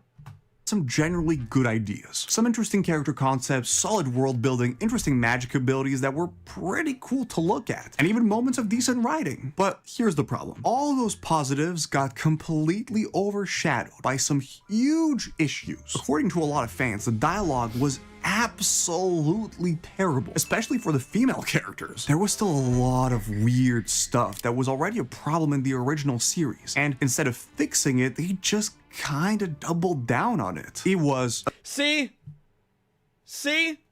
Dang it, Leon. You're right. True, Dax. Bon isn't edgy. Dude, Bon is edgy as fuck. Bon is super fucking edgy. A mess. Seven Deadly Sins was already this pretty mediocre manga that got absolutely destroyed. And by the way, you can be edgy and still be chill. They're not mutually exclusive. Shadow's chill a whole lot of the time. He's still edgy. He's a great friend too. Ride or die. He and Meliodas get into this big knockdown, drag out fucking fight about who should be the leader. If I remember right, it ends in a stalemate, so we still don't even know which one's fucking stronger. Bon and Meliodas actually clash a lot until they eventually, like, yes, ride or die, friends, whatever, that happens later. But no, actually they don't like, they're a team, so they work together. But it doesn't actually show that Bon is legitimately friends with Meliodas until a bit later. A terrible anime, and unfortunately, the sequel just continued being disappointing in a Exactly, Matt. A physically perfect person whose only weakness is his depressing-ass backstory. lot of the same ways. There are also times when a sequel can be so bad that people don't even want to accept it's a sequel. Naruto is one of the most beloved and influential anime series ever. Over 100 Ebonix Kang for a 5-banger says, sorry, hops out of breath, me at 618 from the past. See JoJo is certified platinum dumpster fire. I'd rather go to the DNC and say Kamala is a great VP. God damn, we got that JoJo hate from Ebonix Kang. That is rough. You and I are enemies now. Shout out Ebonix, thank you, homie. Hundreds of episodes and manga chapters, we watch Naruto's journey from this lonely dude that everyone treats like absolute garbage to a hero that everyone respects. Just so you know, this series wasn't just popular, it became one of the big 3 alongside Bleach and One Piece. Those are series that literally shaped an entire generation of anime and manga fans. When it ended, everyone knew that there was going to be a sequel, and everyone knew it was going to be a big deal. When it came out, the focus shifted to Naruto's son, Boruto Uzumaki. The world had changed. The ninja village was now this modern city, totally at peace and packed with advanced technology. I mean, there were even aliens. Where Naruto was all about an underdog fighting for respect and overcoming crazy obstacles, Boruto was about living in the shadow of a legend. Which, by the way, I was gonna say to give Boruto credit, I don't even like that those words are about to leave my lips. The concept is a good concept. Like, the idea that Naruto has become this living legend, that he is that guy, and to have the sequel be about the son living in that shadow, that's a great fucking idea. That's a fucking awful show, though. The execution is just... Jesus Christ, man. It is abysmal. Oh, yeah, Samurai 8, Hachi Samurai 8. I only read, like, the first chapter of that manga. It was alright, but I never kept going with it. Isn't trying to get noticed, it's trying to escape his dad's legacy. When it first came out, people were not very happy, and as the series kept going on, the criticism just kept piling up. The show was basically sidelining all the original characters that people cared about. The villains were kinda lame, and the story felt uninteresting. But the worst part is that both the manga and the anime had their own unique problems. The manga had a new artist, which meant that it looked completely different from the original Naruto, and that made a lot of fans pretty mad. The anime, on the other hand, had terrible pacing and was stuffed with filler and anime-only episodes. And they aren't like the first 52 episodes or something like that of Boruto all... I never read the Boruto manga, so I don't fucking know. But I've heard like the first 50-something episodes of the anime are just straight up all filler. Just all filler. I don't know if that's true, but...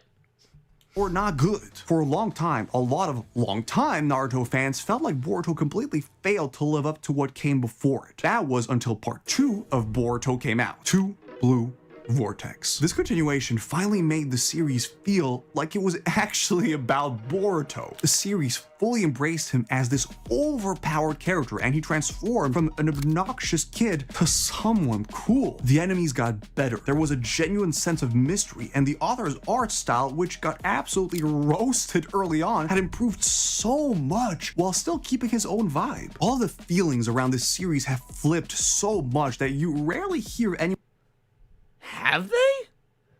I don't hear anyone except for new gen, like 13-year-old anime fucking fans talk about Boruto this way. Like, if you have a positive opinion of Boruto, if I see you online and you have a positive opinion of Boruto, I just assume you're still in fucking middle school, dude. Ebonics Kang with the two-banger says, can you not remind me that Boruto exists? Thank you. Alright. I see you. You're back on the team, homie. Back on the team. Anyone complaining about the manga anymore. And people are actually starting to acknowledge that Boruto is finally living up to the hype. No, we're not. This incredible comeback, combined with the fact that they finally put the anime on pause because they realized literally no one wanted to watch this garbage, was the perfect storm that brought Boruto to where it is today. The rightful successor to one of the most legendary stories ever created. Luckily, there are also times when a sequel is different, but people still like it. There's a sequel to Jujutsu Kaisen? I know that Jujutsu Kaisen fucking sucks too. It's better than Boruto though, I'll give it credit for that. Kaisen is the story of Yuji Itadori, this absolute unit of a high schooler who's just trying to live his life. And then bam, he's thrown into the brutal world of Jujutsu, where he has to fight monsters, sorcerers, and the evil spirit inside of his own body. And listen, bro, the best thing to come from Jujutsu Kaisen was it got some good nerdcore raps.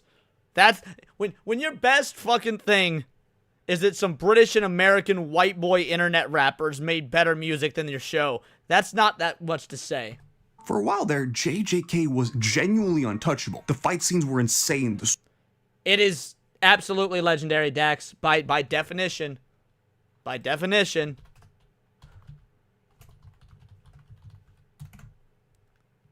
Described of or based on legends or remarkable enough to be famous, very well known. By definition, too. Whether you like it or not, Naruto's legendary. Whether you like it or not, Naruto's legendary. Ebonics Kang for a two-bangers as mods kick Leon. Stop it. Get some help. Fuck you. The story was great, and Gege had the guts to actually kill off characters that mattered, which made the story feel way darker than the usual battle series out there. You know, for some reason, I often hear people say that JJK... And that's the only reason people fucking remember it. It's the only reason people like it.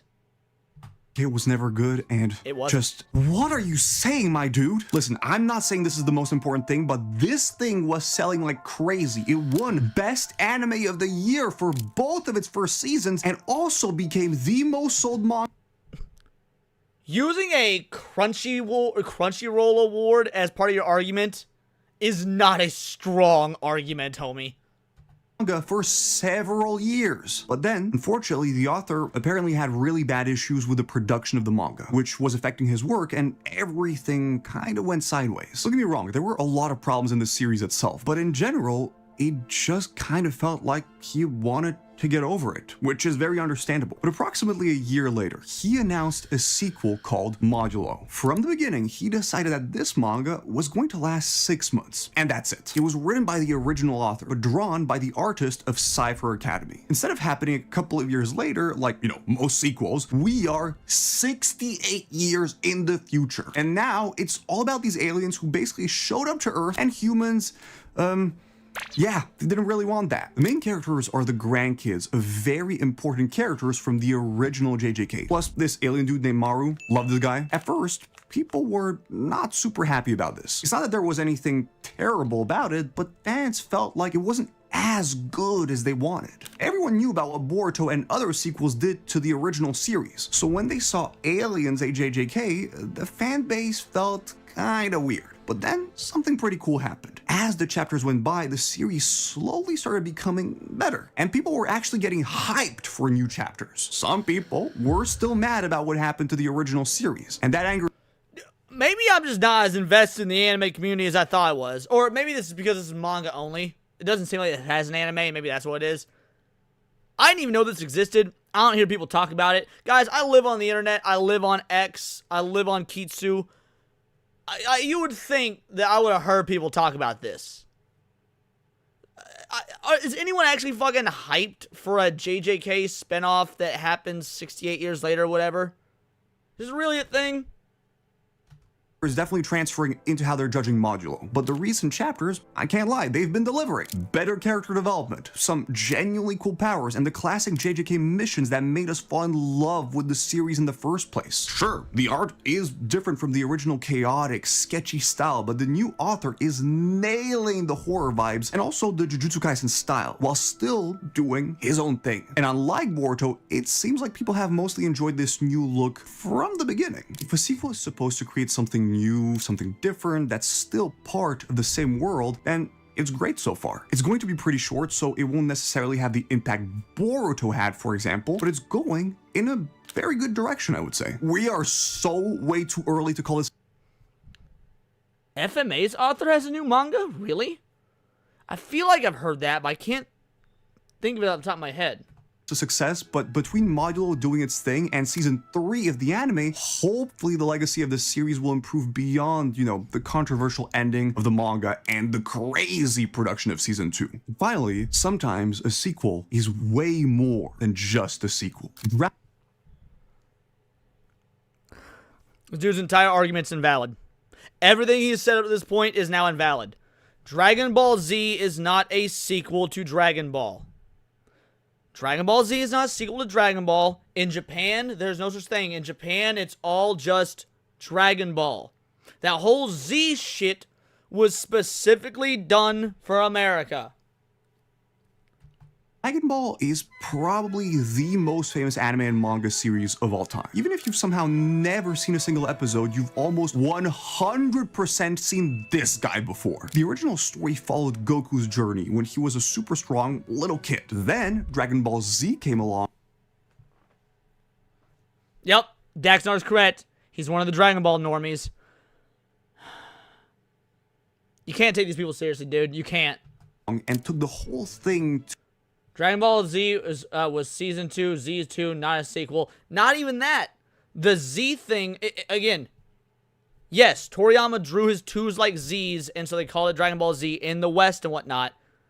But in Japan, it was literally just from the moment we see Goku meet Bulma until the final fight with Kid Buu. If you read the manga in Japan, it's just all called Dragon Ball. There wasn't even a real life time skip between them.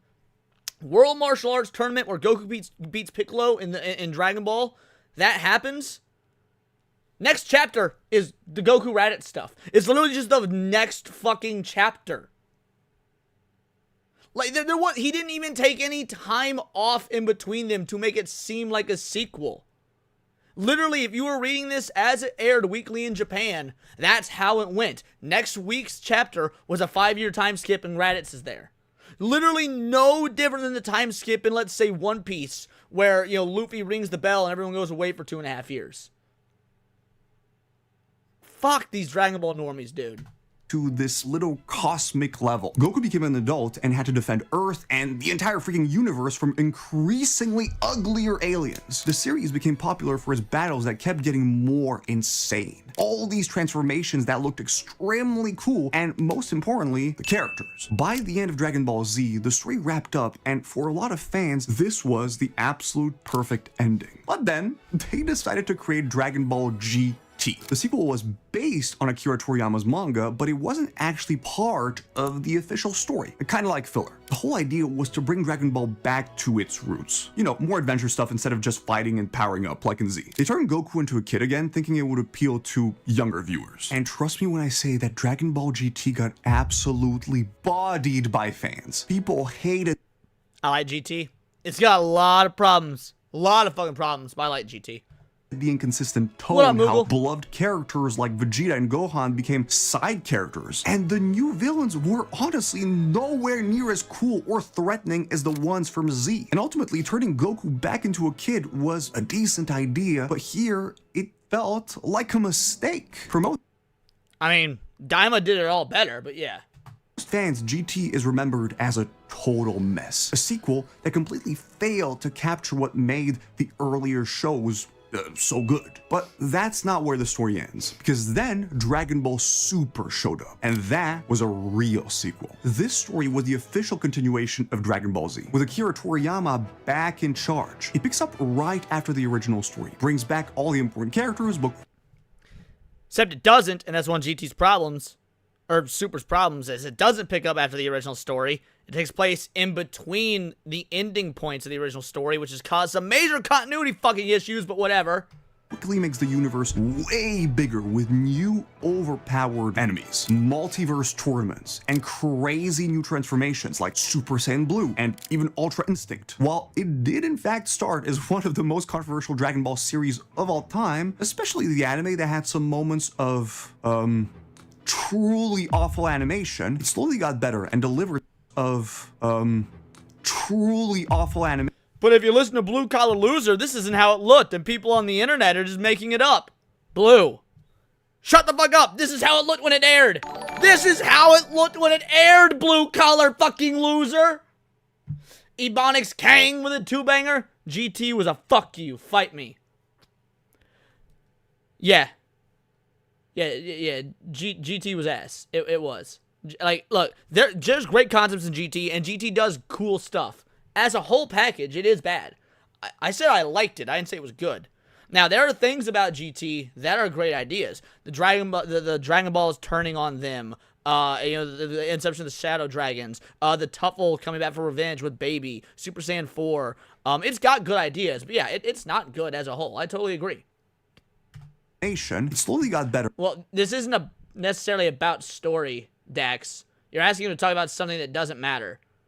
He's making an argument as to whether or not sequels can ruin a legacy from the eyes of the consumer. So what you're asking him to talk about is completely irrelevant to the video. So no, you're wrong. And like if you don't like the dude and don't like the video, that's fine. I don't really like this video either. But okay, Dax, this is one of the things that annoys me about you the fucking most. You can't contend with arguments. You think that every argument has to be the argument that you're trying to make. No one said story doesn't fucking matter. If I'm going to make an argument about what is higher in protein, fish or steak, and you throw a bitch fit about why someone doesn't bring up chicken, chicken isn't part of the argument, so it doesn't fucking matter. This video isn't about story. It's about how the perception of fans can make or break how a sequel can ruin a legacy. That is the debate. So you bring up, oh, story doesn't matter. No one says story doesn't matter, but it's not part of the conversation in the grand scheme of the argument the video is making. Christ in heaven. some genuinely amazing arcs. Fans still agree that the good parts don't really make up for all the terrible stuff throughout, but what they do agree on is that Dragon Ball Super got people incredibly hyped and managed to recapture some of It is that not Z-Max. just based on Jesus fucking Christ, Dax. No, it's not. People consume media for a wide range of reasons. For example, there are plenty of people who like GT. We can all acknowledge the story is bad. That doesn't mean we do or don't like it. Again, a story can be fucking amazing, but if the artist is a dog shit artist and therefore it ruins the metrics, the sales, the legacy, all that because the book just doesn't get purchased, nobody sees it, it doesn't stay in the public zeitgeist, then congrats, it's ruined regardless of the story. Story is not the only thing that matters in terms of, because there's several other factors that can ruin the legacy of a franchise. Magic. Once the series found its thing, it became this massive hit. Super kind of brought the franchise back to life, pulling in a whole new generation of fans and getting longtime viewers excited again. Combined with some absolutely banging movies like Broly and Superhero, And again, here he's correct. Whether Super is liked or not, whether you like Super or not, it actually did please the majority of fans. There's a reason that it is still going. There's a reason it's getting views because it is, doing something that fans are asking for, at least in some regard. Series became bigger than it was in a long while. So you're arguing for the lowest common denominator then. Why do I care what you think about something if the story is irrelevant? No, Dax. Jesus fucking Christ, I'm asking you to contend with the argument. You're not contending with the argument. You're making up your own adjacent argument, then saying, well, because you're not arguing from the point of view that I want to argue from, it's irrelevant. No! Again, back to my example earlier, you're basically saying, why aren't you talking about chicken when we're having a debate about steak versus fish? Chicken's fucking irrelevant if the debate is about steak and fish. Pretty much thought this was gonna be it for a while, until we received news that Toriyama had created Daima, a new Dragon Ball anime in which he would be very strongly involved. People were extremely hyped and ready to enjoy this show, until a few months after the announcement, fans around the world were hit with... No, the original manga did not end after Cell. Toriyama wanted to end it after Cell. Actually, he wanted to end it after Frieza. Then he kept going because it was doing so well. Then he wanted to end it after Cell. And then they wanted to keep going because it was still doing well. So then he did the Boo stuff. So no, it didn't end after Cell. Toriyama had wanted to end Dragon Ball at multiple points because he was getting fucking tired of working on it. Tragic news. Approximately a year after... So what we're talking about, and what has been very apparent for the last 22 fucking minutes, Dax, is fan perception and whether or not it is a positive or a negative in the eyes of the fans. And there is far more that goes into that than just story. Story is not the end-all be-all as to whether or not people love or hate or walk away from or continue indulging in said thing. The announcement, we got the first episode of Daima. It was set in between Dragon Ball Z and Super. The main characters got turned into kids. Whether you consider it a lame metric or not, that is the argument being proposed in the video, so that is the argument to contend with. You dumb motherfucker. Christ, you are so bad at this. It is so fucking annoying sometimes. I happily debate with just about everybody, but that's because most people can actually contend with an argument being made. You will say pointless shit that is irrelevant to the argument, then get up say spaghetti when I call out that it's a dumb fucking argument. Kind of like GT, which sends them on this new adventure across worlds they've never seen before. Since it came out, people have had really complicated feelings about this sequel. Fans praise it for actually making the child transformation make sense. The awesome world building, dialogue that felt authentic, really good animation, and some great fights. But they also criticized it for having no real tension, disappointing villains, terrible pacing issues, plot threads that just got... I have one of the last games he worked on. Oh yeah, Sandland. I have it on my list. I haven't played Sandland yet. I really want to. Why do I have? Because I like the guy. No, Dax is my homie. Just because I find his inability to debate annoying doesn't mean I don't love Dax.